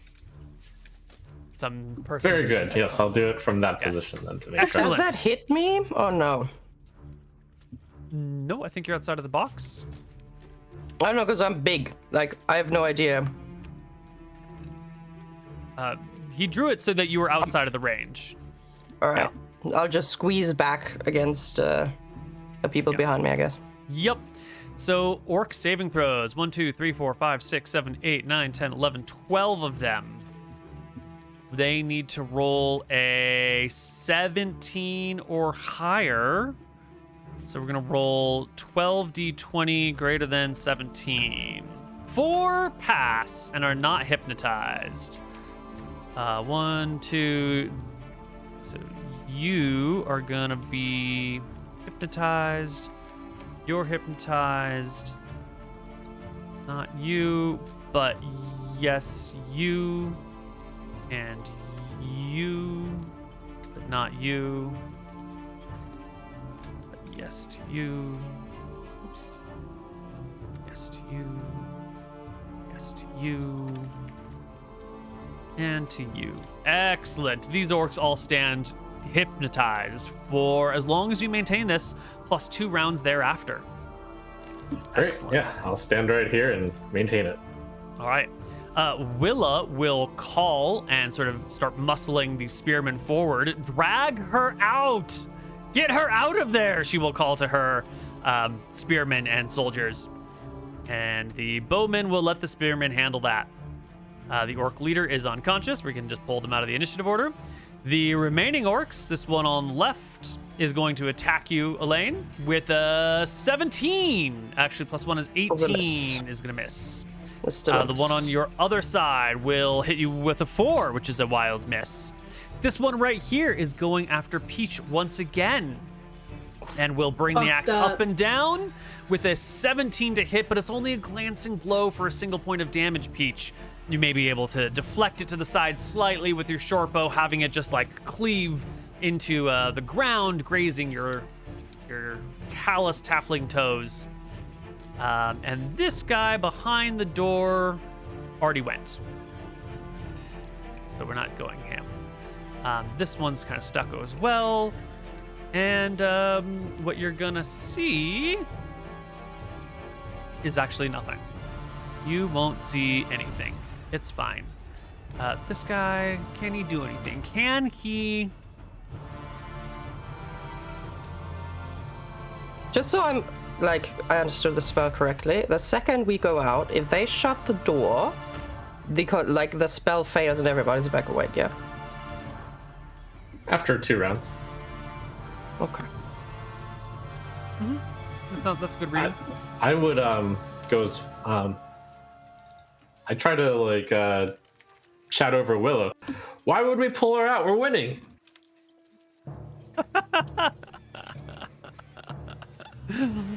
She probably can't see, to be fair. Mm-hmm. Also, maybe like protect Captain's life. It's clearly a trap, you know. Yeah. This one is going to these spearmen are going to come over here, and he's going to try to extract. You can't get to the captain, but he's going to try and grab Peach, and you don't have to let him, Peach. But you can see the spearman is like shoving a shield in the way, and drops the spear. Stop hitting him! And I point to the orc. Not me! Miss, you gotta get out of here! I'm fine! Kill him! Attack him, you big brute! Well, this spearman is spending his turn trying to get Peach out. Can't in the end. This one will try his 4% luck to maybe bash down that door. It's an 85. It is not going to succeed. He fails miserably. And Vordant will take a turn. Now, you're still holding the door. It's been successful so far. You can do nothing and just leave the door propped open like this. You can try to make a strength check to open it even further, or whatever else you want. Vordran rolled a arming sword attack, so he'll hold with that, and he hits the orc next to him. Ah, right. So you got your back to the door, and you're going to smash that orc for 5 points of damage, which will drop it. And it will go down. Vordran, who's a man of few words, will yell at the spearman behind him, "You idiot, come in here and fight." Yeah. Yes, thank you, Vordran. This orc that was stuck back here finally has his opportunity. He had readied his action. And now once his companion falls dead to the ground, he will step forward and bring his axe into Vordran's body. With a natural 18 plus 1 is a 19. Still not a critical hit, but it is 10 points of damage to Vordran. Brutal. Ron like ducks and like sees that, you know, like. Yeah, if that had hit, no, never mind. I it's wouldn't fine, be it's fine. down, but It would be I'd be down. bloodied. Yeah. Yeah. Yep. That would be Elaine, bad. this is your round where you get your second attack. Amazing. I would like to. So many people. I'm gonna try for this one, I guess. On Yeah, your that's side. Okay. Yeah.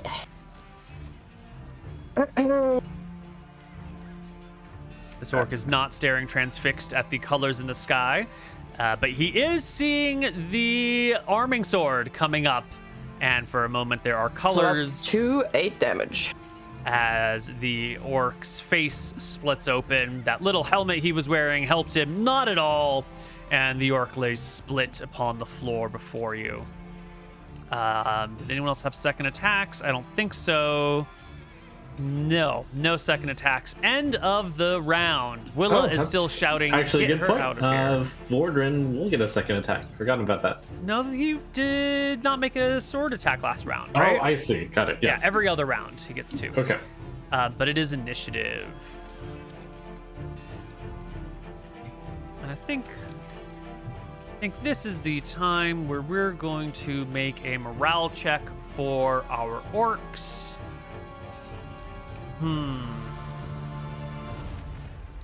DM screen. What are their morale benefits? Let's Dead see. leader. Handsome half elf. The opponent is 40% bigger than them. Sexy halfling. Yep. I wear sandals. Oh, Those yeah. raiders Beefier are halfling than all anybody out anticipated. there. Like tank halfling. The hair I've seen is that like, before. I take care of it. It's conditioned. And this place is a giant rave on top of things. You know? Yes. Yep. We're in here. The people over there are like boom, boom, boom, boom, boom. I No, think yeah, their leader died and they're partying over there. I mean, this is the scariest place an uncivilized orc must have ever seen, probably. Like, where's the light coming from? Why is the half-elf so tall? Why is the halfling not dead? Like, there's so many questions. yeah, so they're gonna make themselves a morale check. They needed a 3 or less, and they got a 3 or less. That's amazing. Ruthless bastards, you have to hand it to them. Off with their heads, you know, as they say. So now we're gonna roll in this guy's initiative, and this one's initiative, and I think that's good. Did we roll the spearman? We did not roll the spearman. Roll with the spear.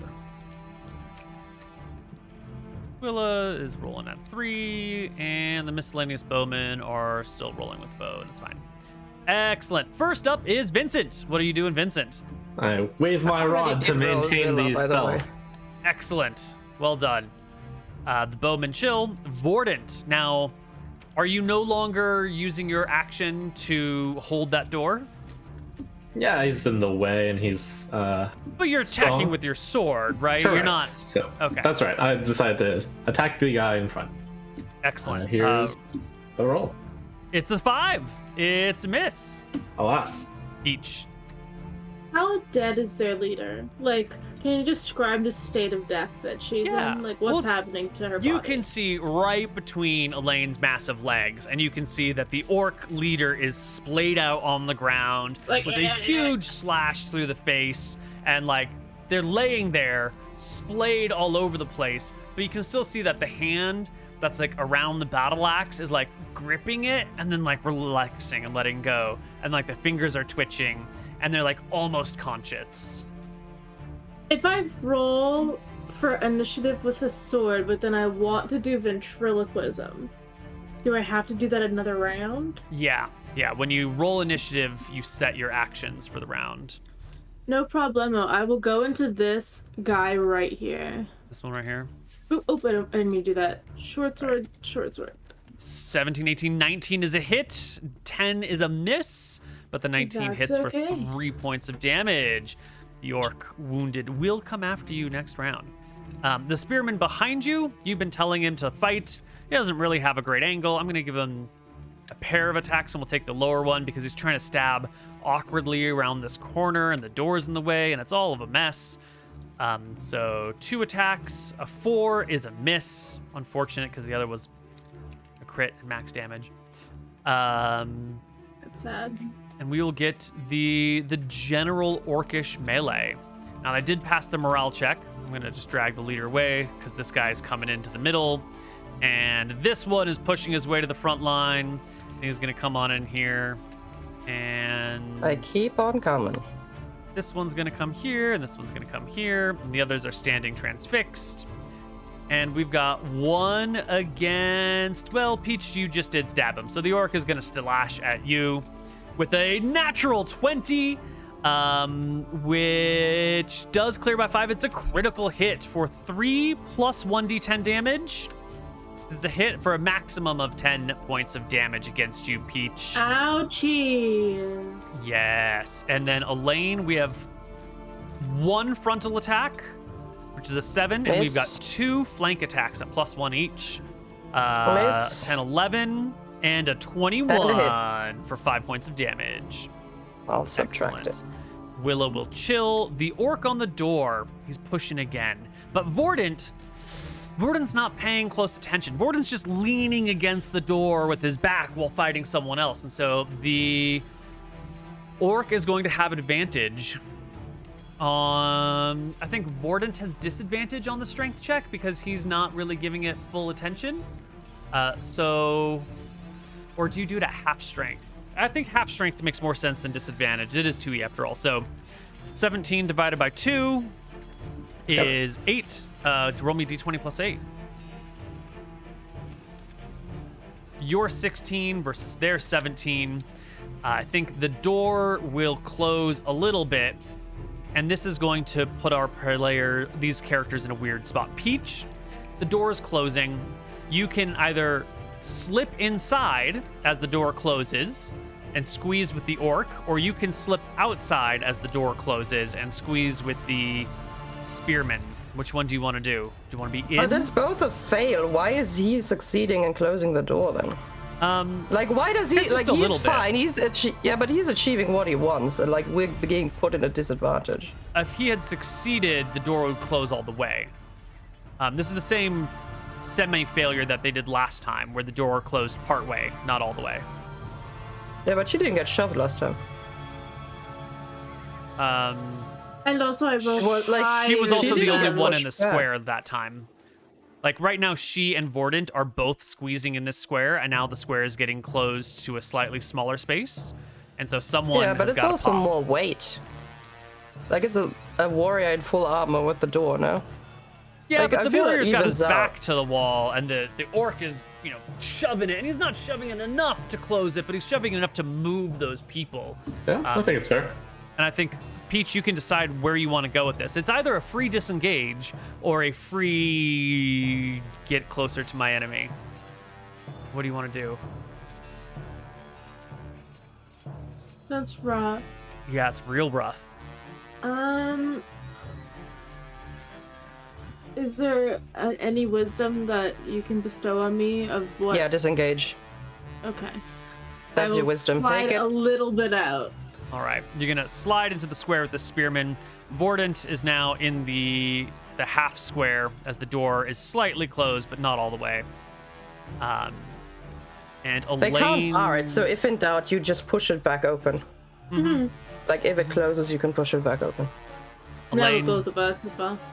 It is now your turn. All right. A lot of Heroic orcs. fray! No, they're not low enough for that, unfortunately. Would be fun, though. One day I'll be strong enough to regard orcs as kobolds. One day. Yeah, well, I guess I'll attack. There's just so many. They're all not hurt. I'll just take the guy in front of me. Why not? Why the heck not? Or maybe to the right. Then there's nobody coming in. Let's take the one to the right now. This one? The one that you had attacked with the shield? Ah, okay. This one. Character right, not stage right. Yeah, sword right. Sword right. All right. That's another critical hit for max damage, plus the other D8 in there. Dang. Easy crazy. I think he's down. Yeah, he's Educated definitely. guess. Yeah, the orc collapses into a All pile of right, meat. and then we're gonna shield punch the other guy that I've shield punched before. 14 will hit. 14. 4 points of damage. The other orc will use his readied action. Is now that his +2? Yes. Or what? Or Yes, it Okay. does. So another Also 2. gets plus 40%, which I think is +1 in this case. Yes. Yes, it is. Okay. The orc is down to 2 HP. As you kill one, the other will take his place with his axe. His readied action goes off. A 15 against you is a miss. And Vordant will get his second attack this round as well, as the door yes. begins to close. 9 is not going to Darn. cut it. Okay. Peach, you're sliding out of the combat a little bit. There's still room to do things, but this square is getting real tight and real uncomfortable now. The spearman can't manage to break down the door. I'm just going to move him out of the way a little bit. The bowman can't shoot in. It's pretty much just Elaine being swamped by orcs. You're just too big. And everyone should roll me some initiative. All right. Vincent from outside has noticed the ineptitude of these spearmen and says, "You don't have to break the door, just push it." I have a question. If I want to use a skill, what's the initiative for that? Which skill would you like to use? Ventriloquism. If you're just shouting, I think you could do a... So like a free action? No, it's not a free action because you're spending your round talking instead of fighting, but you can start with like an initiative modifier of 0. Now, if you're trying to make it sound like the unconscious orc is talking, which it sounds like you're going to try to do... Final words. I just want to remind you that even if you can throw your voice, you don't speak Orcish, and you don't sound like an orc. Right? That'd be really cool, though. That would be so cool if you could impersonate that unconscious orc to give out orders, but you're still a halfling, and over the din of combat, I don't know if you can sound like an orc and speak Orcish all of a sudden, right? That's fucked up. Okay. But yeah. But it's a cool idea. But you know what? Because they'd be dying. They would be dying. Yeah, you should I could spend your turn on gurgle. Yeah. I could gurgle. Yeah. Great. And like, Absolutely. you're not gonna sound normal when you're literally about to die. Her face is cleaved in. Excellent. Roll me initiative. Modifier of 0. I'm telling you, this is it. Yeah. It's their leader, their revered leader. Absolutely. Well, you go first. It's excellent. Thank you. And with your throne voice, what do you have the unconscious leader say? Run for your lives. Excellent. And give me an amazing charisma check. Wow. Like, roll me a Can we natural say 20 good? here. No, say good, not amazing. That's so crazy. Oh my gosh. Wow. The microphones are clipping everyone's It's excited fucking shouts game. and cries. This game. Okay. Strong. All right, Peach, you fucking do it. I don't know why the orc is speaking in the common. These orcs don't speak common. They pick up a couple of words here and there, but maybe in her dying moments, her brain is misfiring. Fucking misfired! And she's using the common words. And I suppose run is a word that the orcs have learned to shout at people before they like hack them to bits because it makes for good sport. And we will provoke a morale check for all of the enemy because I encouraged this behavior because I thought it couldn't happen because the chances of success were so low. This is on you, Neal, and you know it. And the orcs you brought this upon yourself. They hear the run for your fucking lives or whatever it was you say. And the morale begins to break. Bowman, chill. Vordant, you can see the orcs turning their heads and confusion as they've been given an order to run. What an unusual order from their captain. But maybe there's wisdom in it. maybe this is the right time. I mean, they had He plans might have discussed seen earlier. something outside that they didn't see. Maybe. They don't know. Maybe. Well, Vortent. Fordrin either way is pushing against that door to try to let the army in. Alrighty. It's not good enough. The door holds its current position, but does not close, open or close any further. Okay. Willa and the bowmen are gonna. There's not much for them to do. The orcs, however, run for your lives, and so they will. This one will bolt. This one will bolt, provoking an attack of opportunity. From me? From Elaine. Yep. All right. That's a hit, but not a kill. Oh wait, with 9 the damage. additional 40%. Yeah. That's a 6 plus 5 is 11 is actually a kill. You will drop that orc before they can get too terribly far. The Excellent. next orc will do a similar thing. Go ahead and give me an attack of opportunity. Because you get 3 attacks of opportunity as a fighter of your alright. level. And yeah, that's another dead orc. Don't bother with the damage. It's fine. And this Why one you so that's stuck mad, Neal? against the Why you so mad? wall. Shut up. Make your attack against this orc. I'm a very convincing orc. Okay, another one bites the dust before they can get too terribly far. That's 3 of Elaine's 3 opportunity attacks, meaning this one back here and only provoking an opportunity attack from Vordant, who will miss, and this orc can Sorry. bolt to the side. And that is this one back here can slip out from behind the door as well, and make their way over to this other thing here. And you're gonna lose track of these orcs as they disappear behind walls. And I guess this thing over here is gonna do that. And we're not gonna worry about what's being rolled over here because it's fine. That is some walk initiative. Get ready. What? That's not. Why would they release the hounds on us? Yeah, kind of rude. Yeah. All right. Well, the spearman can go, and that door can swing all the way open now that orc is gone, Finally, right? we defeated the door. Vordant has managed to open the door, Yeah. and in come the spearmen. All right. And I think it's pretty clear that these orcs are hypnotized and sort of like standing dazed. And the spearmen, we never really talked about how to communicate your magical abilities. Did you ever give them a lesson on if they're standing hypnotized, don't cause them damage? No, I did not. Yeah, so I think the spearmen will like come in, see the orcs are doing, kind of like standing gaze, and they'll walk in and amongst the orcs and look around for a moment. And when they realize the orcs' guards are down, they'll just get to this position and then they will start stabbing. And so we're gonna start with this one in the corner, and I'm just gonna roll it. The orcs, yeah, but the orcs are not moving, so they have penalties to their AC. Their shield is no longer in play. They have at least -4 for being held in place.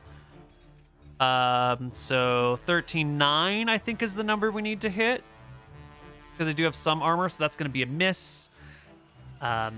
This one over here is a natural one. That one's actually a hit for 1 point of damage. Wow, these spearmen are completely inept. This one will stab the one directly in front of them, and that will be a critical hit for an additional D6, which will drop this orc entirely to the ground. This one right here is going to go for this one on the side with another wild, incompetent miss. This one will hit for 6, which will drop the orc that he's attacking. And this orc will wake up. Others will still be asleep. And Vincent will go. I maintain the spell. Excellent.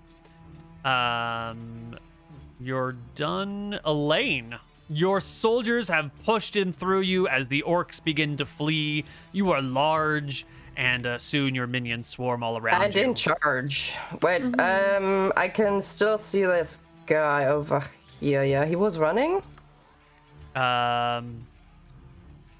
Yes, this is. Oh, he's not there. This orc has moved. I was just moving him out of the way to move their. Okay, and I know they ran into this direction though. Yeah, I saw that. Yeah, or did I not see left, it because some of them went right. You're tall enough that you can see over the whole battlefield. Yes, one orc went to the left side, stage left, and 3 orcs went stage right, or 2 orcs went stage right. Sorry. Okay, I'm gonna walk through this and then move. Yeah. How far can I move? Like, I want to move around the corner, see if I can see any of them.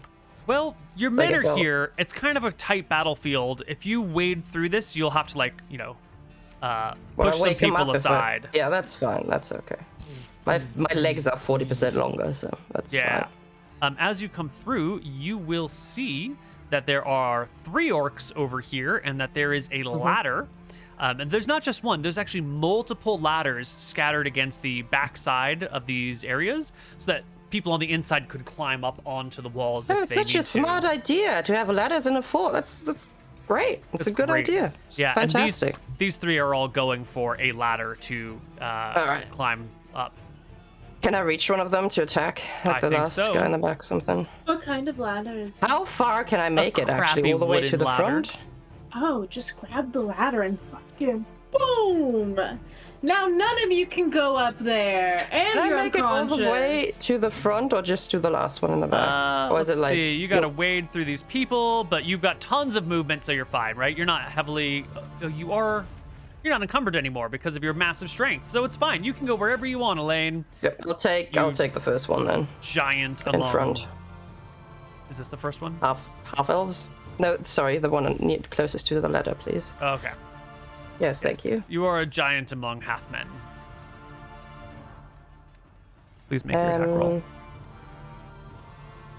It's a miss, actually. In your world, are you able to grapple one creature and then throw it at another one like you do in Yeah, Baldur's but Neal's Gate? grapples are tricky. It's definitely doable. They were overpowered. It's definitely doable, but she's got a shield in one hand, and she probably need 2 hands to pick up an orc, even at her current size. Yeah. That's valid. Vordant, you spent your turn opening the door, so you don't have a second attack this round. Oh, well, hold up. I get a shield punch on top, right? Yes, you do get a shield punch. Excellent. That's a miss 7 as well. is not going to do it. Moving on. All right. We can roll initiative, but at this point, I think it's just more or less a can you kill the orcs before the orcs can escape free-for-all melee insanity. Well, I would get a second attack this round just for... Yes, you would. So the orcs are going to roll in with this. Our bowmen still want to move in. Our spearmen still want to stab.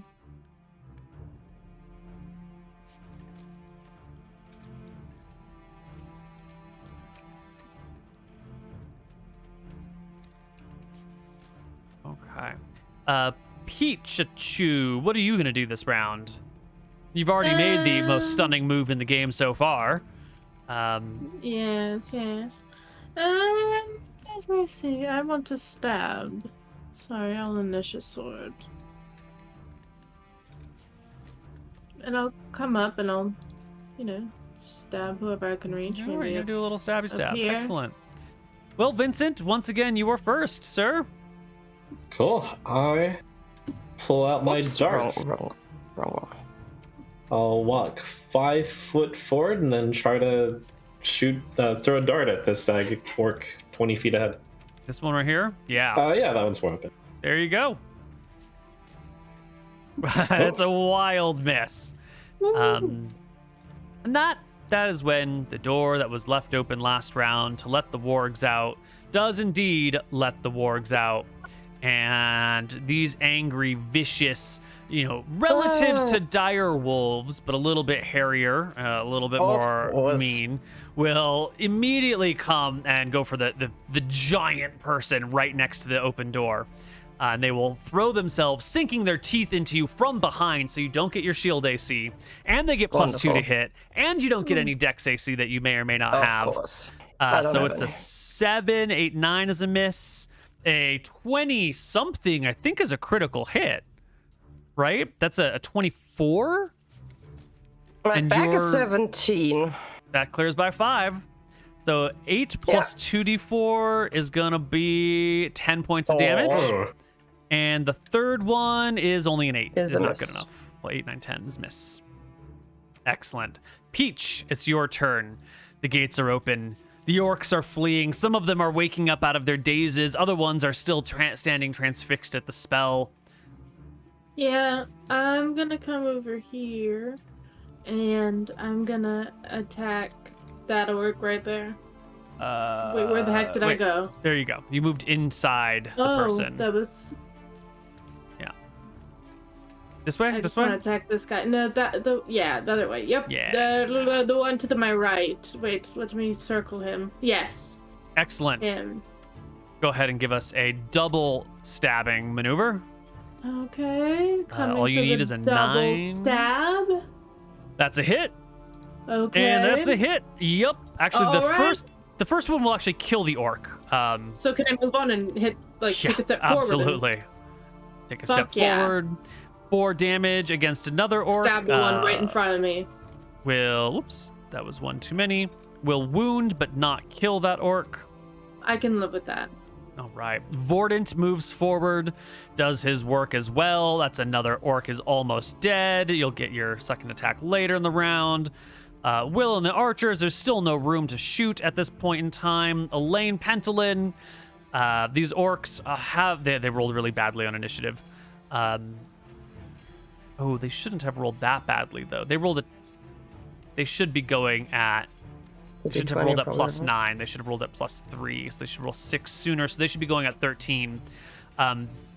No, 18 minus 6 is 12. They should be going at 12.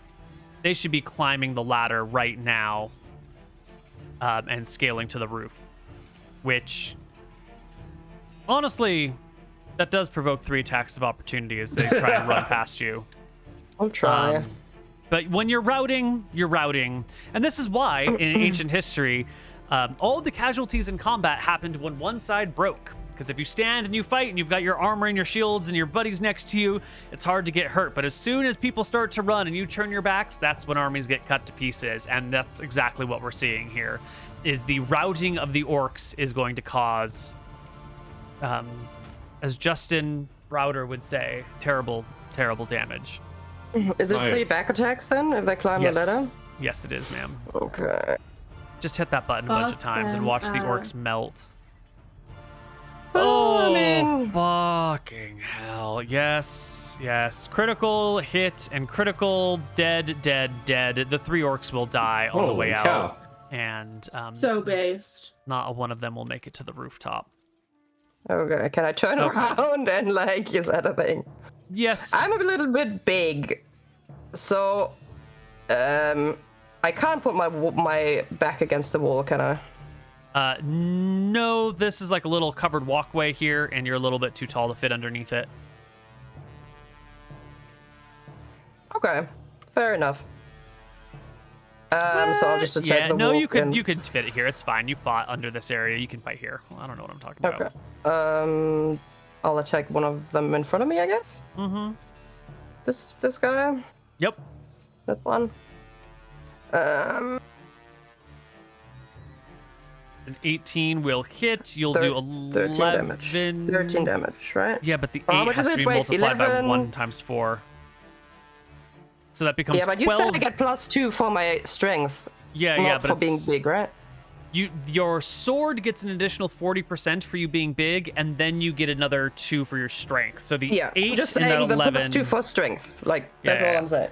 So it's 12 and 5 is 17 is what that actually becomes, which is a hacking of the warg. Wonderful. Shield punch. Next one. 4 is a miss. Miss. I'm not good with the shield today, people. Nope. The orcs. Oh, right. These guys, we're just going to move them now. This one's going to try and flee. It's a lot of attacks. 1, 2, 3, 4. Yeah, at least one of them hits him. Good. He goes down. This one over here. Quick little morale check. Absolutely. Begins to flee. It's going to be 1, 2, and also Peachachoo's attack against him. Make me 2 attacks as he provokes an attack of opportunity. That's 7, 8, 9 is enough, and indeed the orc will go down with a 5. Okay, I think that's it. I think we can No, that's not true. There's still the wargs, which are a threat. But the soldiers are going to move in, and they're just going to mop up the orcs, and we're not going to worry about the remaining orcs. They're just going to get cut down. But we do have the wargs. And I get a second sword attack at the end of the round, right? What's the initiative? I do believe... Go for it, yeah. Okay. Nope, it's a miss. Never mind. Yep. All right, well, Elaine, 2 wargs, Peachachoo, and Vordant. Yes. I think you can go and help with the wargs as the soldiers Most are definitely putting down the orcs and the wargs. We'll just roll for a bite, and we'll just get this over real quick. Looks like wargs are going first. No one can possibly roll better than a 3, although that should actually be a 4. Their initiative is ever so slightly borked. Oh, sorry, that was the wrong roll. Yeah, and they're just gonna bite you, Elaine. Straight up a 13 and I a 4. rolled initiative earlier for Willa, though, and she still hasn't moved into shoot. Yeah, the last round there were just too many people in the way. They're coming on in this round, but I think you're just gonna wipe the wargs and we're gonna call it a day. All right, fair enough. All 3 of you, Vordant, Peach, and Elaine, go ahead and make whatever attacks you want. Let's see if we can get rid of the orcs before the wargs before they get another round of attacks. Peachachoo, that is excellent. That 19 is actually a critical hit. Roll me another d6, please. 4, 5, 6 total damage to this one. Vincent, that is also with back attack is going to be a critical hit. So roll me another d. Oh, that's a dart. Yeah, another d3. That's a dart. Yep. It's 18 the another first D3. one. Critical if it's from the back. No, it needs to be a natural 18 or higher to be a critical. Oh, wow. Yeah. Strong boys. So that is another 5 to probably actually this one. And Elaine, you rolled 4, 5, 6, 7 against this one. And Vincent with the arming sword, 11, 12, 13 is actually missed by 1 with Vordant's attack. Lane's shield punch, 11, 12, 13 is miss. Trump, you get 2 more darts? 1 more dart? You had to move a little bit, so 1 more I dart. moved a bit. All right, cool. Come on. Oh, not my day for darts. Not today. All right. So at the end of this round, there's 1 wounded warg, 1 living warg. Elaine, you had 2 attacks this round? Did I? I thought I rolled it last time already. No, you only made 1 warg attack last round. All right, then let's do another And one. then a punch, yeah. And that will drop the remaining. Okay, 1 warg left. They will roll. Please be fast. 6 initiative. I don't think maybe Trump can beat a 6 on initiative. Peachachoo can beat a 6 on initiative. Go for it, Peachachoo. Stab him. 14 and a crit. Roll me another d6, please. So 7, 8 damage is enough to bring down the warg, and the party, with no more damage, will come out of this battle just fine. Just fine. The fort has been taken. Let's do a quick surveying of our party's injuries, because there's no cleric in the party. So all these injuries need to heal semi-naturally. You can get a bonus to your healing due to Vincent's knowledge with healing and herbalism. But other than that, it has to be done the old-fashioned way. So... That's right. Concerned I'll look over everyone who got damaged.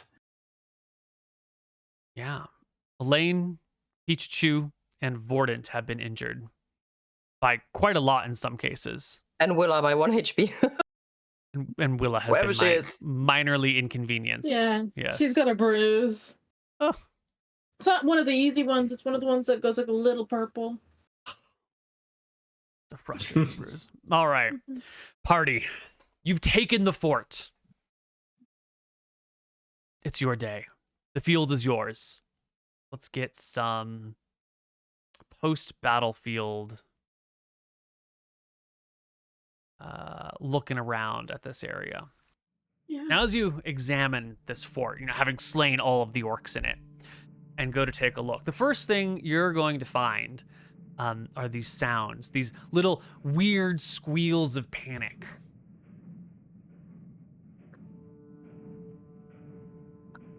Coming from one of these doors.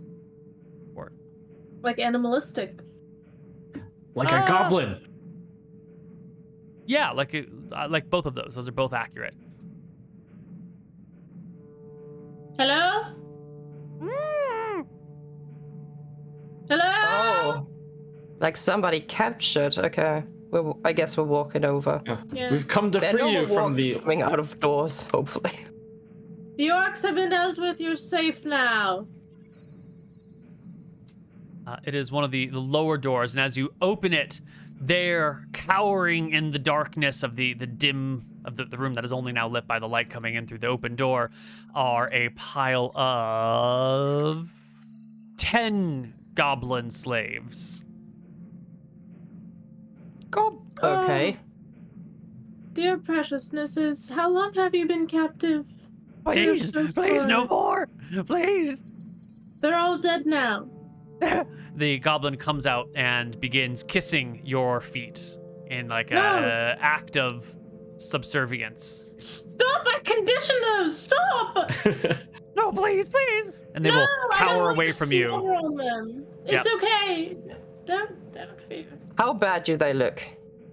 Well, they look like goblins. That's how they look. They're, gross. They're smelling. Are they bruised, or is that just their natural skin color? These things are just like gross, nasty little. They'll stab you in the back the moment you turn away from them, but they try to make themselves look pitiful. They're like the ugly, untrustworthy version of kobolds. Completely worthless. Elaine, shall we free them? Well, I think back, and if I remember correctly, there has been an entire squadron or whatever, an entire group of people sent to another island to deal with the goblins there to slay them. So Yep. goblins are technically our Enemies of the state. Yes. They're enemies of the Yes. state. Goblins are enemies of the state, generally speaking. Now, the thing is that they can sometimes make themselves look real sad and pathetic, but also, can you trust them? Can you really trust a goblin? Yes, I will tap on Elaine's shoulder. What is it? I think that we should take each one of them into a room and tell them we're going to clean them up or something, and we need to kill them. They are enemies of the state. They don't have any weapons. They don't have any armor, right? If you allow them to breed, they'll create more enemies of the state. They're like hamsters. Right, which room are they in, Neal? They're in one of these bottom rooms. Let me bring the map back up. I'll think about the state of goblins. Is there a good reason why they're enemies of the state? Well, they're sort of like natural creatures that exist. Well, natural creatures, that's the wrong way to phrase it. They are often denizens of the woods, and they don't have like good production. They don't have like good clothing or smithing or farming implements or strategies. And so they make their living mostly by raiding human settlements and like grabbing human stuff and taking it, or maybe capturing human people and then ransoming them back.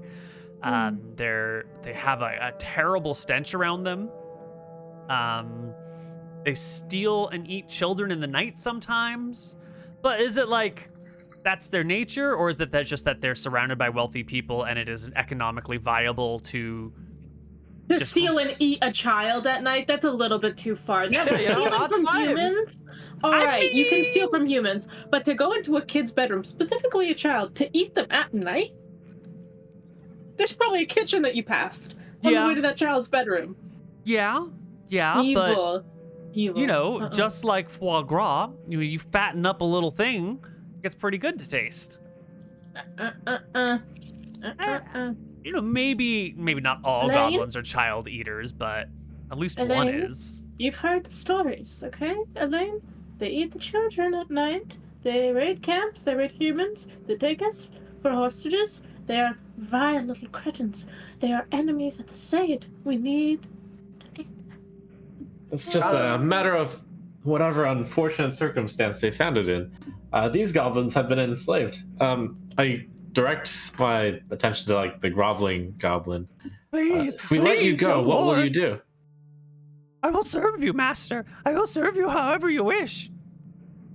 What if we set you free completely? What would you do? What do you mean? We'll just let you walk out of the fort. What would you do then? No tricks. Right? They'd probably go and create a little settlement, and then they would go and find the human settlement, and they'd steal all their stuff in the night, is what they would do. You certainly wouldn't do that, right? No, we would. I don't know. I've never. We How went many into the children woods. have you eaten? How many? None. I'm not a None? child eater. That's No? a hurtful rumor. No. Oh, is it? That's a racial No. stereotype. Oh, No. You're so pitiful. You eat children at night. I know it. No. No, Yes, you I'm do. sure that's not true. Lob would never eat the Relax, Trump. children. Children are our future. Love, you have a pathetic name, don't you? You just thought of everything, have you? I like gently put a hand on Crumpet's shoulder, who's very angry. I actually thought she would have some, some compassion with the small folk, but turns out she's ready for blood, So I'll look, They're I'll look enemies at of the state. I was gonna have compassion, but the second that he said Yeah, they're you're enemies good. of You're the very state. loyal, a very loyal scout, 100%. So she'll look at the goblins now and she'll say, "Has any of you been to the castle behind the mountain?" Oh yes. I've been to the castle. If as the very nice man says, you set me free, I'll be happy to show you to the castle. Great castle. What's in the castle? Oh, that's where all the orcs are. Oh, that's where all the orcs are. Have how you many been more to the past this? second castle? Yes, we have. That's where the remaining. That's where all there are 7 groups of 10 minus those. What about here the is 4 third groups of castle? 10. That's very small and pink. Have you been to that one? Pink Castle? No, It's a terracotta castle. I don't know this one. No, So you know the first castle and the second castle. I don't know. There's a Which lot of castle do castles you all of know? a sudden. I know the one beyond the mountains. The one where the But other we asked orcs what are. the second where one. What about the Moktarok is. second one? Yes, the second one. Yes, Moktarok took the other 4 tens of orcs over there, and the other wargs, and the other slaves, and they went with the human and the human's bodyguards, and they went beyond, and then we bring back the stuff. We bring back the things from beyond the mountains. Elaine, we can keep this one, but kill the rest. What is a battle yes, keep one? me, keep me. I'm not talking to you. Oh, they still have more of you. Would you want to take up arms to try to free up your fellow goblins? Yes, give us weapons and we will fight for you. No, do not arm them. We will fight those who Okay. enslave us. It would be my I need greatest a s- honor. I feel like I need a short moral pee break to think about this dilemma for like a second. Great. Why don't we go to our break? We'll come back on the other side with a little more Rise of Drekis.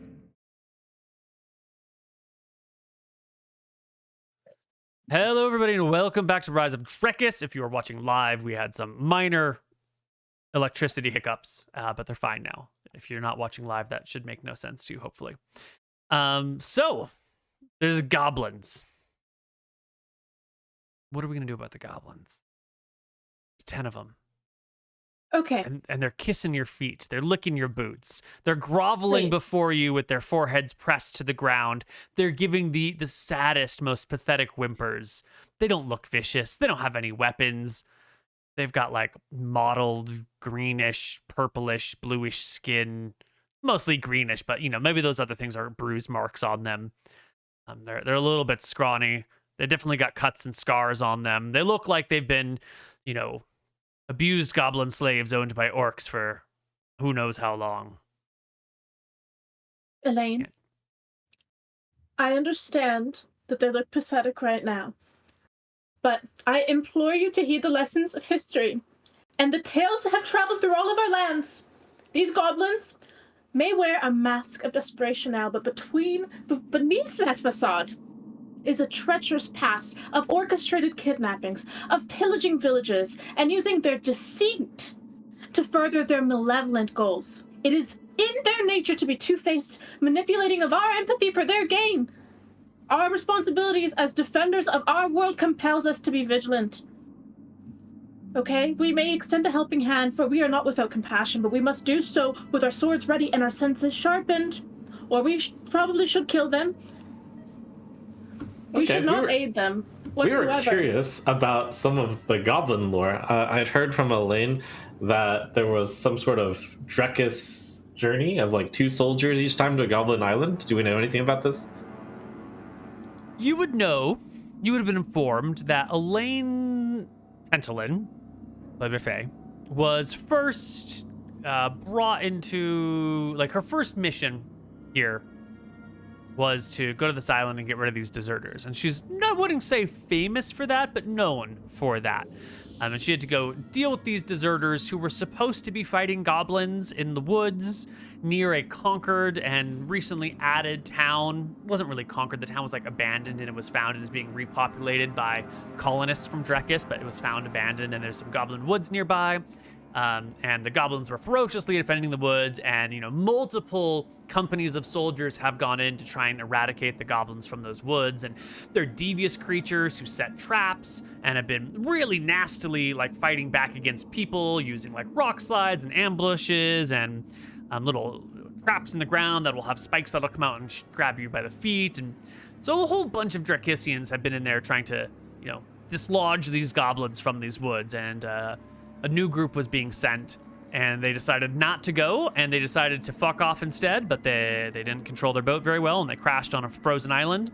And Elaine's job was to go in there and get rid of them all, to kill the deserters who failed to kill the goblins. And that was a bloody mess. And that's what Elaine's known for. The goblins here are very far away from all the other goblins we've met before, right? These are probably Solemese goblins from a completely different continent that have been brought over as slaves and are completely unrelated to any of the goblin problems your kingdom has ever seen. These are literally goblins from the other side of the ocean. Great, that's the angle that I'll implore Elaine by. These goblins, you don't know that it's in their nature.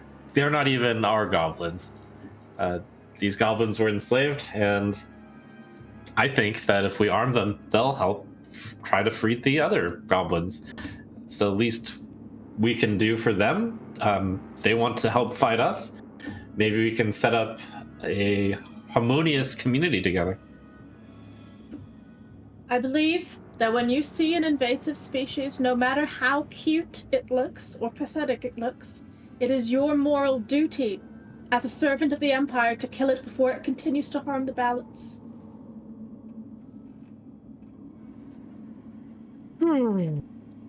Well, I mean, if they were at least from this place, then they would have any extra knowledge, but it seems like they're not even from this island here. Freeing them is clear, like, freeing them and letting them run loose is clearly not an option, because everything that's going to happen is they'll just die in the wilderness. Or they will, like, run straight back to the castle because they don't know what to do with themselves, because they will be afraid of dying. I agree with that. That's wise.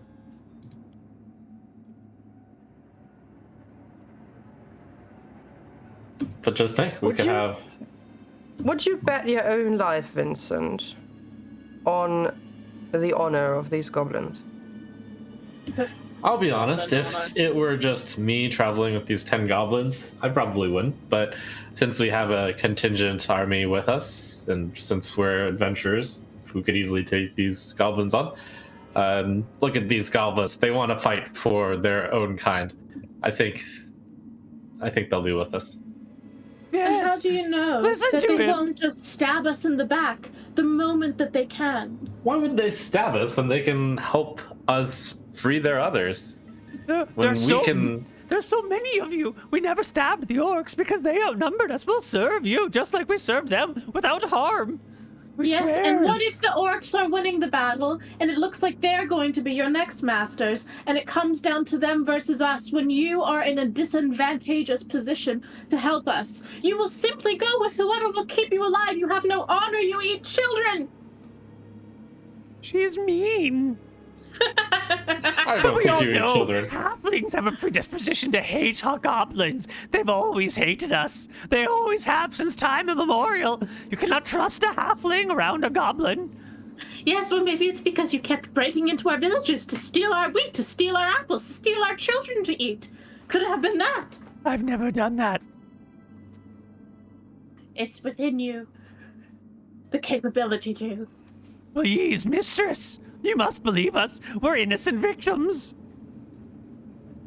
You're a scourge on this planet. You're invasive in one space and you're invasive in all else. No. You goblins are from different places, but you're all the same underneath. We were brought here against our will. We don't want to be here. We want to go home. As any invasive species would say, someone brought me in a suitcase. Oh, they brought me across the water. But yet you're here and we still have to deal with you. No, Crumpet, I do think you are going a mite too far here. Please. Yes, but we must do what's best for the Empire. Yes, and what's best for the Empire is clearly freeing them so that they can work with us. You're with Verasi? We've been serving Verasi for ages. You Yes, you can't love turn us Verasi. for part of the Empire. Yes, you love Rossi, don't you? She's the goddess that has been leading the Empire to great success. We would never betray her. Never? You would never betray a member of the Empire? No, of the Rossi Empire, no. See? Yes, you love Rossi, don't you? I'll just cross my arms and I'll look over at Vincent. I said, Vincent, can we let this one go now? We serve as needed. Yes. Please, no more beatings. Let us serve. If you kill us, where will you get your food? Where will you get your water? Who will pull water from the well? It's so far and it's so heavy. They follow Rossi. Yes, I agree. We should let them all go. Yes. They follow Rossi. Oh, okay. Well, okay. I think we She's can. a great goddess. How dare great. you demean the goddess? How great of a goddess. So great. So great, and you So never betray great. her, no matter what. Of course not. Only a fool would betray the gods. Would you lay down your life to serve her, to never betray her? We all lay down our lives for Verasi one day. What does time matter? Okay. I walk up to the goblin. I whisper in this one's ear. We're actually from Drekis. What's Drekis? He says with enthusiasm. We don't follow Verasi. We're from another empire. There are many good gods. Excellent gods. You see right here, plain as day, how they have no honor, how they are willing to switch up right in front of your eyes. Of course you're scaring the poor thing. The poor thing. Poor thing! Alright. Elaine, please, tell me that you see through this masquerade. I speak Yeah, I the think common we'll- 'tongue. I speak the common tongue. You won't find Oh, do many you others speak who do that. Orcish? Yes, I speak Orcish. How else can I follow their brutal orders? The common tongue is Drekesian, right? Yes. Well, here it is. Yeah.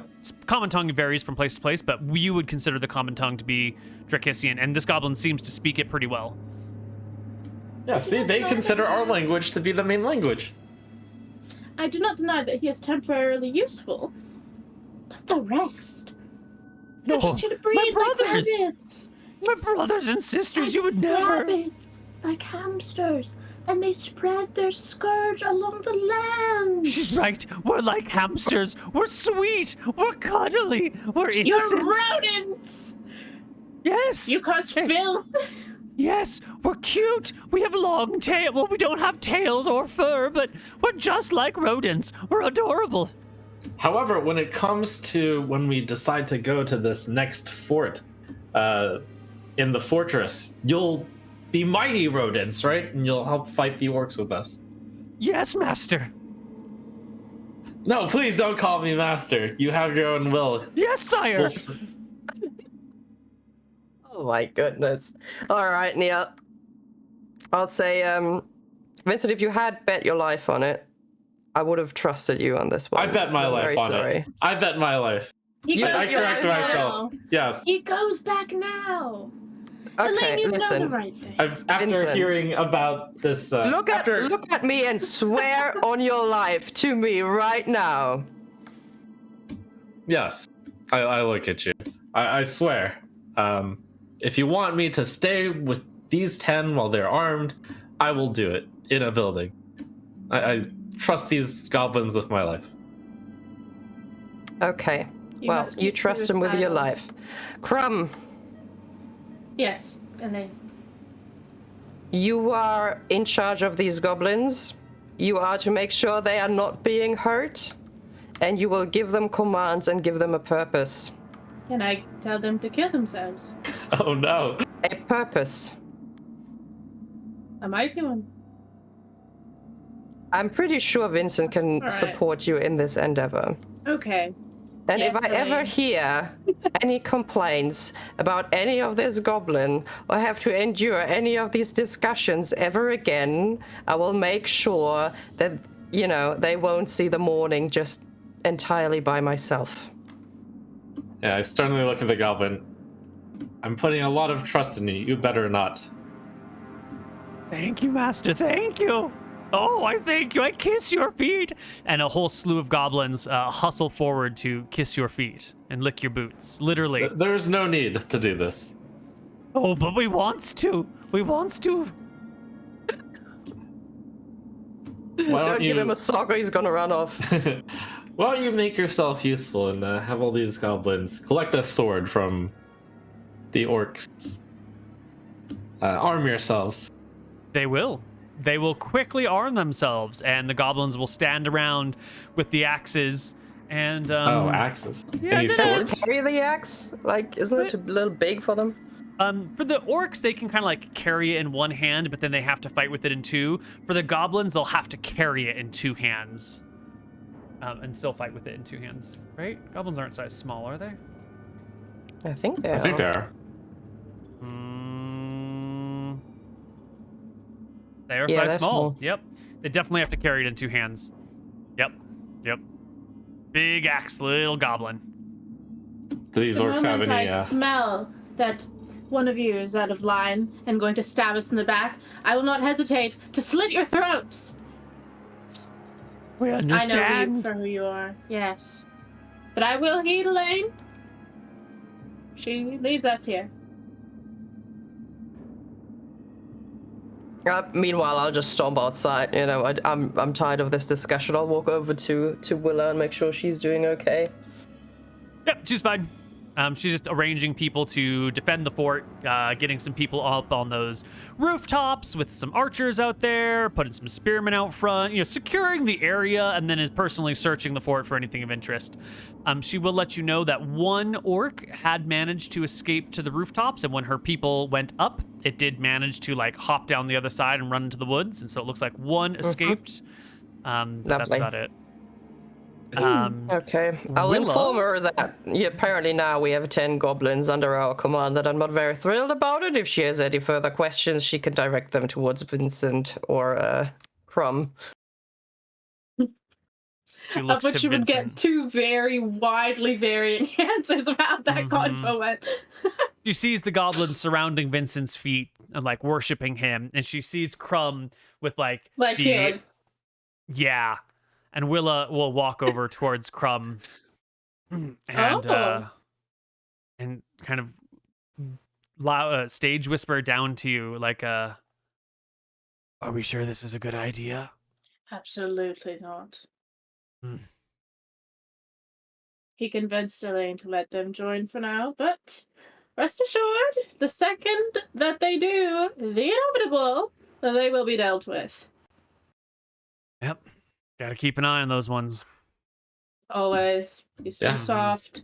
Hasn't seen the pain in the world. I noticed Willa coming down now. Cheerfully call out there. Do we have any extra swords for these goblins? No. Would you like some candles? Or daggers, too? perhaps. There's no spare supplies. It's all on the boat. That is actually true. What a shame. Yeah. Did these orcs have anything other than axes? Well, you can look around the fortress, and you're gonna find a whole bunch of stuff in the fort. Let's just get some in the fort. Amazing.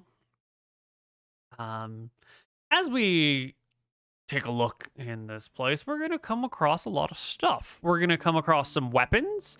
You're gonna see a whole stash of Drekisian spears and shields and bows and arrows.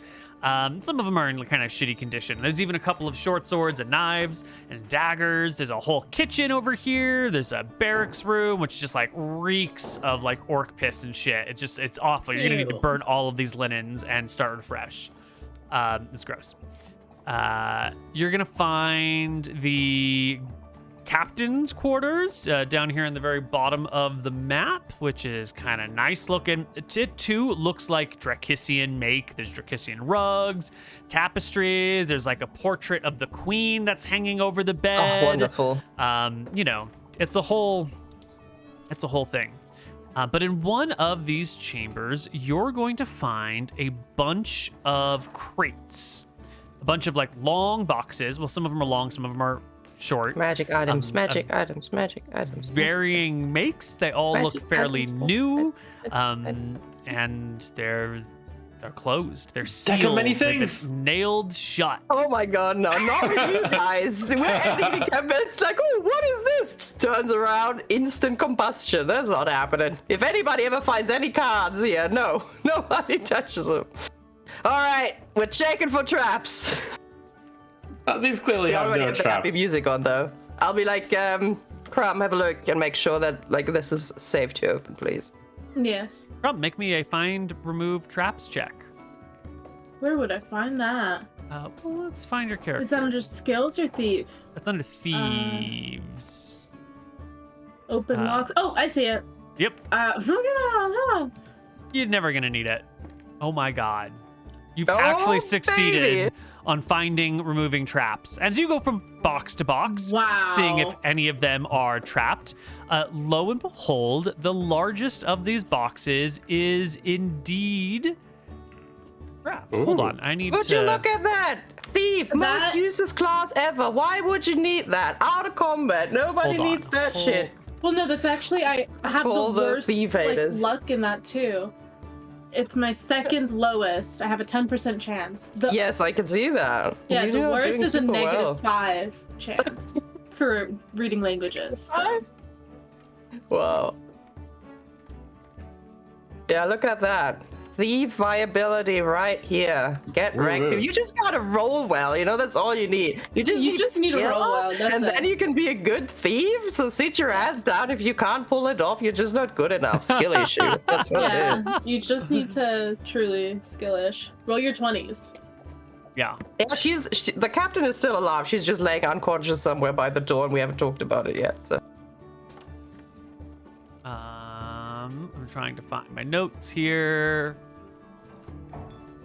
Where did I hide the notes about boxes? For Laurentian, you just have to roll well. It is quite simple.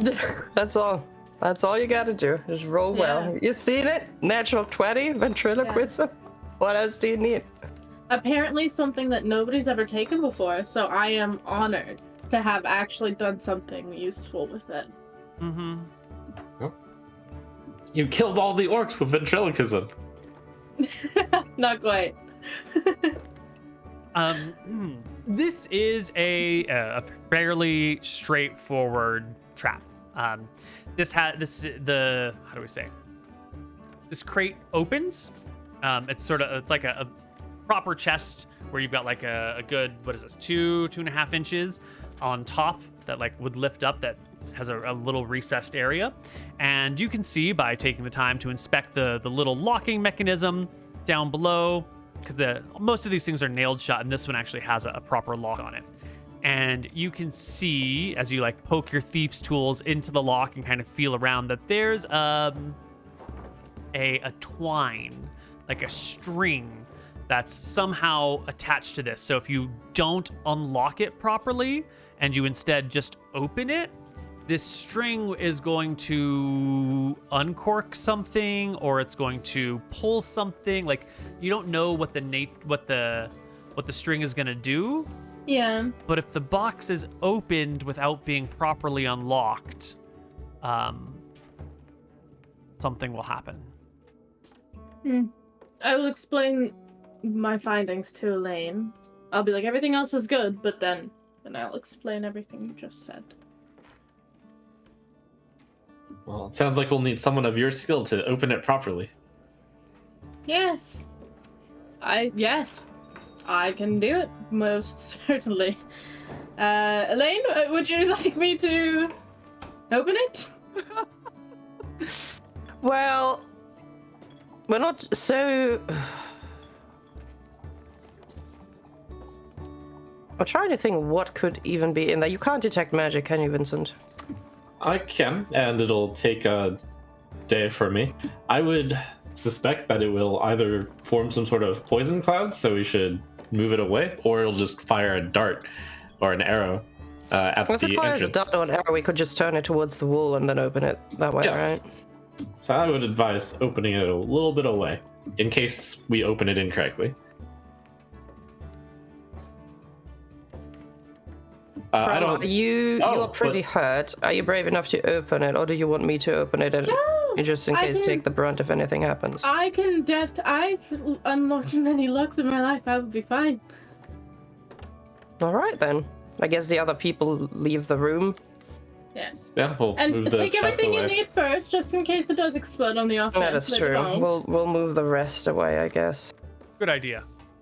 All right, you move everything I'll hold else the rest out of the room. out of the room.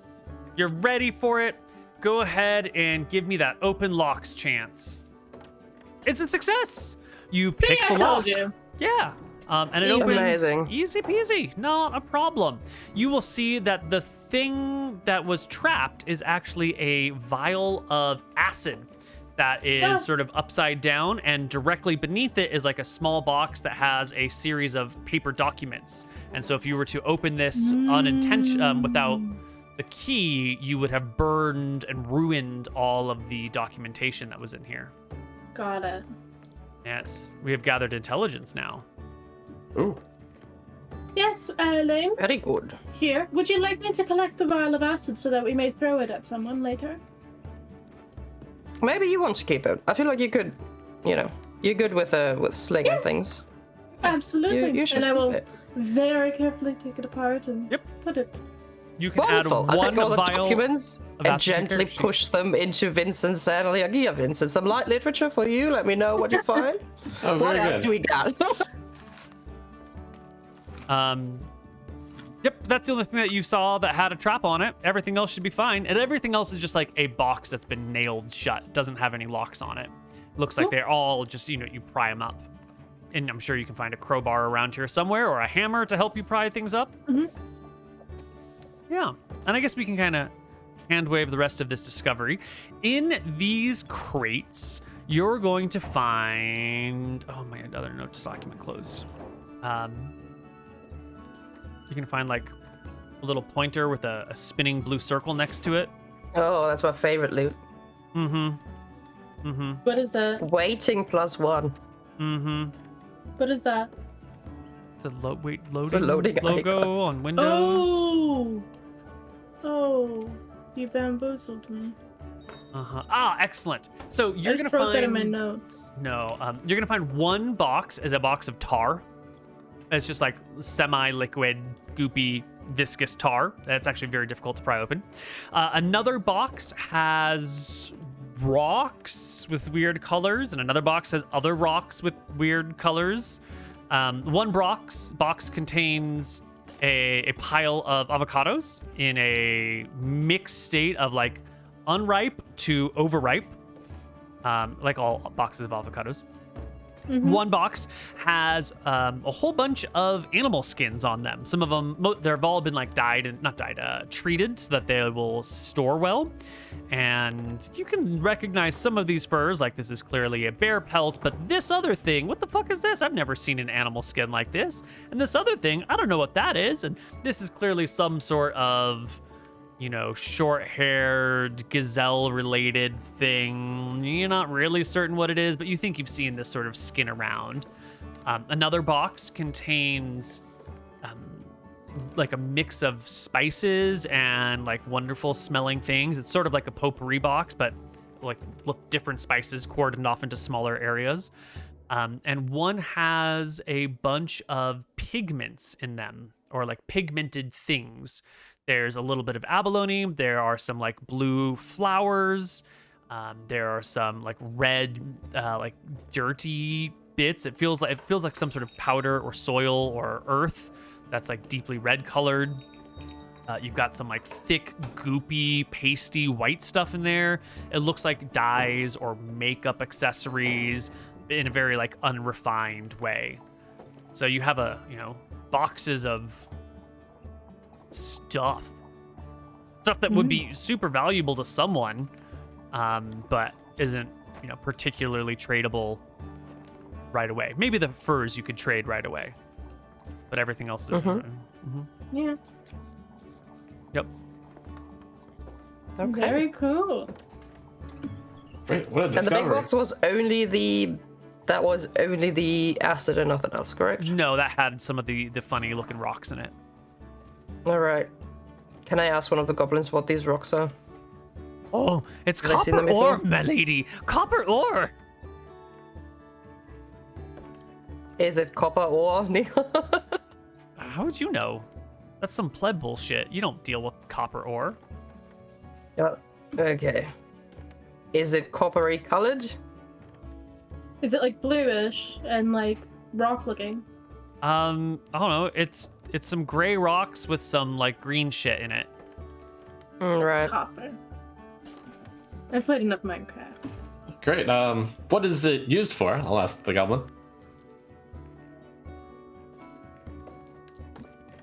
But you see, within the rock is the metal, and when you make the rock hot, then it cries, and the metal runs out of it. And then you crush the rocks, and more metal runs out of it. And then you hammer it together. And yes. Do they do that here on the island, or do they usually ship it off? No, my lord, no. These were just found beyond the mountains. Great deposits of highly rich copper and tin. Yes. Mock Tarok has been gathering all of the beauties that have been found across the island, sending it back with the next ship for the mainland to show the riches of this new land. When is that next ship? Oh, they would never tell me anything like that, but I'm wise. I listen. I overhear things. I have a big brain that puts all together the things I hear. Yes. Very good. And that's coming sometime after the next full moon. The next full moon is in 15 days. So sometime after the next full moon is a pretty broad period of time. I'll squat down and I'll look at the goblin and I'll say, copper and what was the other metal you said? Tin? Tin. What about iron? Maybe. I don't know. I've not overheard anything about the iron before, but I only go sometimes. I only go with them beyond the mountains to haul back things sometimes, not all the times. And then he turns and begins frantically speaking in Goblin to the other goblins, and they're all like nodding and shaking and nodding, and their ears are flopping everywhere, and All right. It was just a question. Yeah. I'll ask the goblins. Do they have you poor goblins mining the ore for them? No. But we're excellent miners. Yes, if you would like us to dig out the ore, just show us where it is, and we will pull it from the earth for you, my lord. I'm surprised. So is it the orcs mining them? No, my lord, no. No one is mining it. These are samples to send back. I see. I look at the box of tar. I remember that somebody said something about tar elementals being a thing on this island. I feel like Lord Campbell said something about tar elementals. I'm just looking like, I'm not sure how I feel about this. Well, some interesting finds. I think we will need to think about moving forward. What we do. We will need to inform Drekis that the next ship is going to arrive. So I think at some point we'll need to send a message back. Elaine, do you plan on taking this fort or going to the next castle? I think we'll have to take the castle. I'm just not sure. I don't think we're in a condition to do it right now. How many orcs did you say are in the castle? 410, my lady. At least that's how many he set out. And the wizard, the cleric. Yes, the great spellcaster that they brought from far away. From far away? Is he not from Solemn? Was very far away. Well, you're from Solemn now. Yes.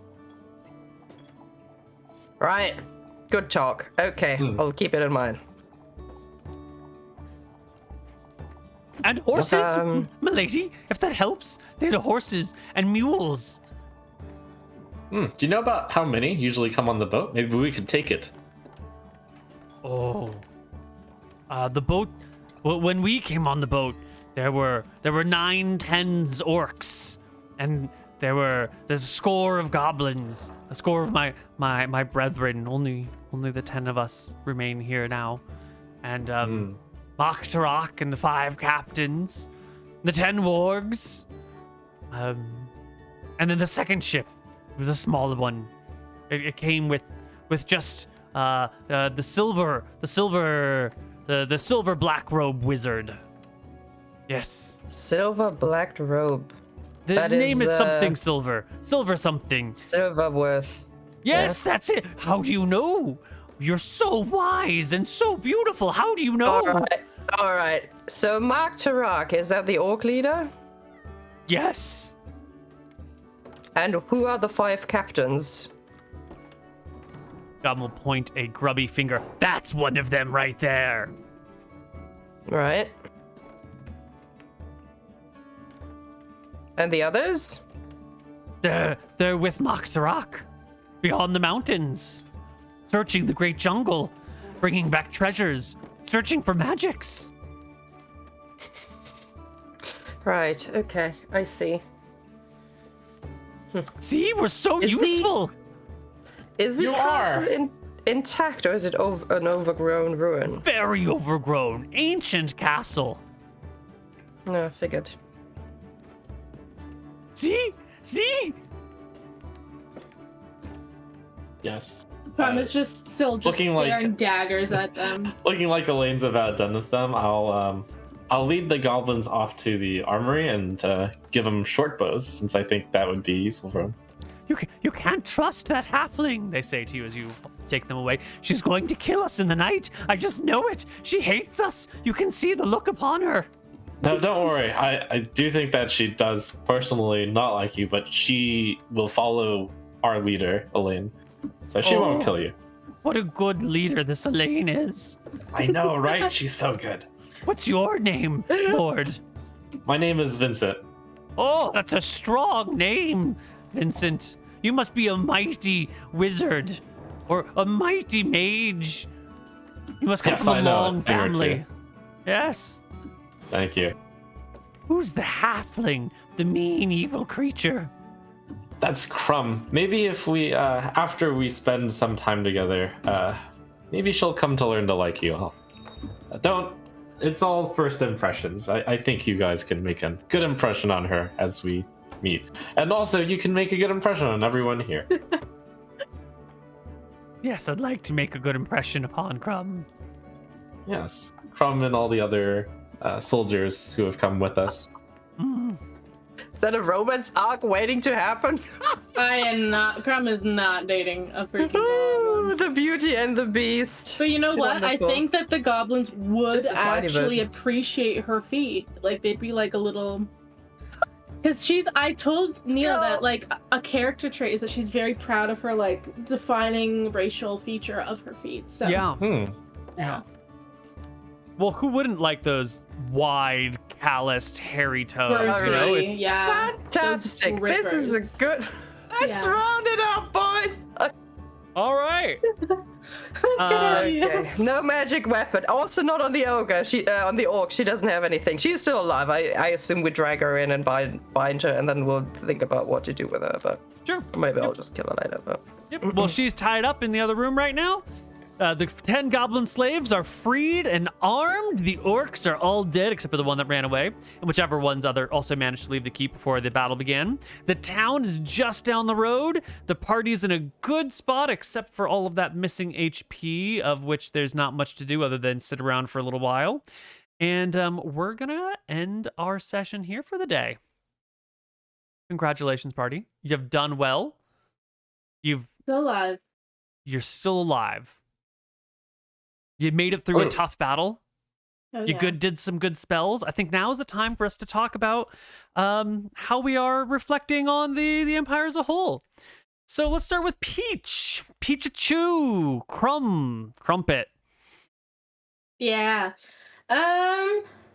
Hmm. Another rough one of the character-player divide, believe it or not. Instantly, upon the goblins, I was like, oh, the goblins, we need to save them. What the heck? They're so cute. But then I, flashback to character creation, being like, your whole purpose of Krob is supposed to be that she's like, gotta break a couple eggs for the greater good.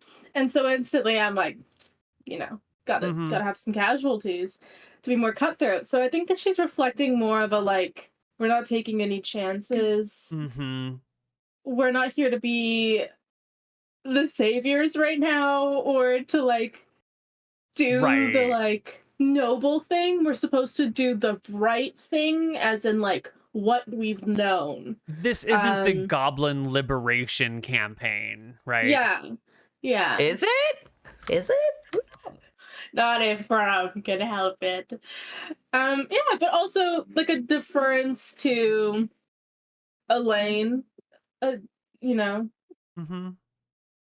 Yeah. All right. Just making her case for And you did some good scouting, making sure that the area around the Campbell estate was safe. But we didn't do any slipping into the fortress ahead of time or climbing the fortress walls ahead of time to see what was going on. We did some lock picking and we did some finding of traps. Great tools. Yeah. Right. It's a little espionage, a little bit of like, hey, this is not the priority. Why would we risk ourselves for these evil goblins? Yeah, and a little bit of like trickery, I'd say. I was torn in the moment where I was like, I can do another short sword attack, or I can like just swing at something that's so risky, but it's like the more psychological attack. And should never have worked. Oh yeah. Run. It's like it was that psychology of like, I'm not strong with my fists, but with my words, And it ended up working, which was great. To be fair, I would have run as well, like if there are disco strobe lights everywhere, there's a pile of bodies, there's like a 40% larger person just slaughtering people left and right. And then there's like a voice coming from somebody unconscious going like, I would be fucking running. Yeah. Doesn't matter. All of a sudden their leader's speaking a different fucking language as they're laying there like, huh? Yeah. But I think Krob here is really doing a great job of representing the Empire's needs and interests and like just cutting through the bullshit that drags people down and slows down parties where they get caught up in these like nonsensical, clearly trapped moral quandaries where you're like, here's an evil creature, but he looks cute. Do you really like Krob's just cutting through the bullshit and trying to like keep everyone's eyes focused on the real prize, which is the liberation of the city and the reinstatement of it with the Empire. So the humans. Good job, Krob. Good job. Now, on the other side, we have Vincent. And Vincent, today you goblin negotiations seem to me to be very like, here are assets available. Why would we get rid of them if just because they don't match what we expect? Is that a a good way to phrase it? Sure. Some of this could have been. I'll make a pitch to Crumb.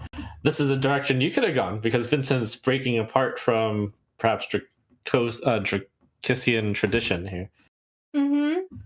That's valid. I think that you should feel proud of yourself, Vincent, because you single-handedly saved the lives of those 10 goblins. If you hadn't been so stringent in saying that they were assets, then I think that Elaine also wouldn't have listened. You know, if it was just a moral plea of like, but it would be mean. Yeah, but Vincent does think that the goblins shouldn't just be assumed to be, bloodthirsty murderers and children eaters. But they could actually be real good people here. Yeah. All right. And Drekis Elaine. should also have some of that mercy within itself in the Empire. Yeah, because what is it like if you conquer everyone with an iron fist and everyone's afraid of you? Like that's a hard empire to rule, and then what the fuck is the point? Like, aren't you no better than the enemy if that's how you deal with your problems? That's right. That's why I was a little curious about this Goblin Island where Drekis sends a few soldiers every once in a while to go die. Like, why are we even doing that? Yeah, that's what the deserters were saying too, man. Yeah. Well, Elaine, how do you feel? Why don't you tell me what your actions have been as a representative of the Empire's intents and who Drekis is as a group of people based on your behavior and choices? Just go ahead and speak for the whole Empire. No pressure. Oh, sure. Why not? Like, why not? I think there's a difference between Drekis as an empire in the places where it's established and Drekis trying to establish itself in like places it's trying to reclaim or like claim for the first time.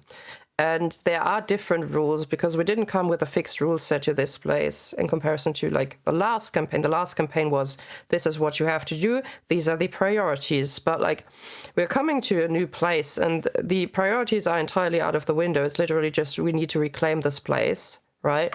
Not, we need to decimate every single enemy. Everybody gets beheaded. We need to like, there's a lot of things at play here. And I think that Elaine has felt very strong during that combat, and she has given it some thought whether it would even be possible to talk to orcs or trade with them or establish anything, and it didn't seem possible with the orcs, right? And it seemed like a great risk. But she's willing to at least give it a shot if people are convinced about it, and Vincent is one of our greatest assets that we have, right? And Elaine doesn't want... First of all, she doesn't want to get on his like bad side, or she doesn't want him to feel like she doesn't take his counsel seriously. But secondly, Elaine is a leader who also wants to enable the people who follow her to make their own decisions and stand for them, right? Like similar how she made Willa into the leader for like the soldiers for this point. Now she's saying, okay, Vincent, if you want to make decisions and you want to lead people, and that's your responsibility. If you want to like bet your life on it, then that's that. So I feel like it is kind of showing that Drekis is giving a lot of responsibility into the hands of single people as an option for them to rise above their own status and to establish themselves. But it always comes with like a certain risk to it, right? If you want it, you have to risk something for it. And then whether or not it plays out well depends on you as an individual. Okay. Super So well said. we're seeing that the Empire is willing to try new things and accept new things, but isn't going to be taking any needless risks. You know, if someone is here to vouch for these goblins and is going to put their life on the line for these goblins, like, we'll keep an eye on them and we'll accept them for now. We're not jumping to any conclusions, but we are like warily stepping into the whole field of new options and new choices. We're also I not just wonder. freeing them, right? We're not like, here's your freedom, go and, be happy. Like, that's not happening either. Right. It's like, here's some weapons, but my people are standing right behind you with weapons of your own, of our own. Yeah. Okay. I wonder with Elaine that when Elaine says that you have to put your life on the line to vouch for someone else, does that mean that they would die, like that she would kill them if they were wrong? Let's find out next time when Trump tries something new with his character, shall we? Oh, no. All right. Well, that'll do us then for today on Rise of Drekis. We are out. We will catch you next week. Same place, same time. Good night. All right. Good night. Night, peeps.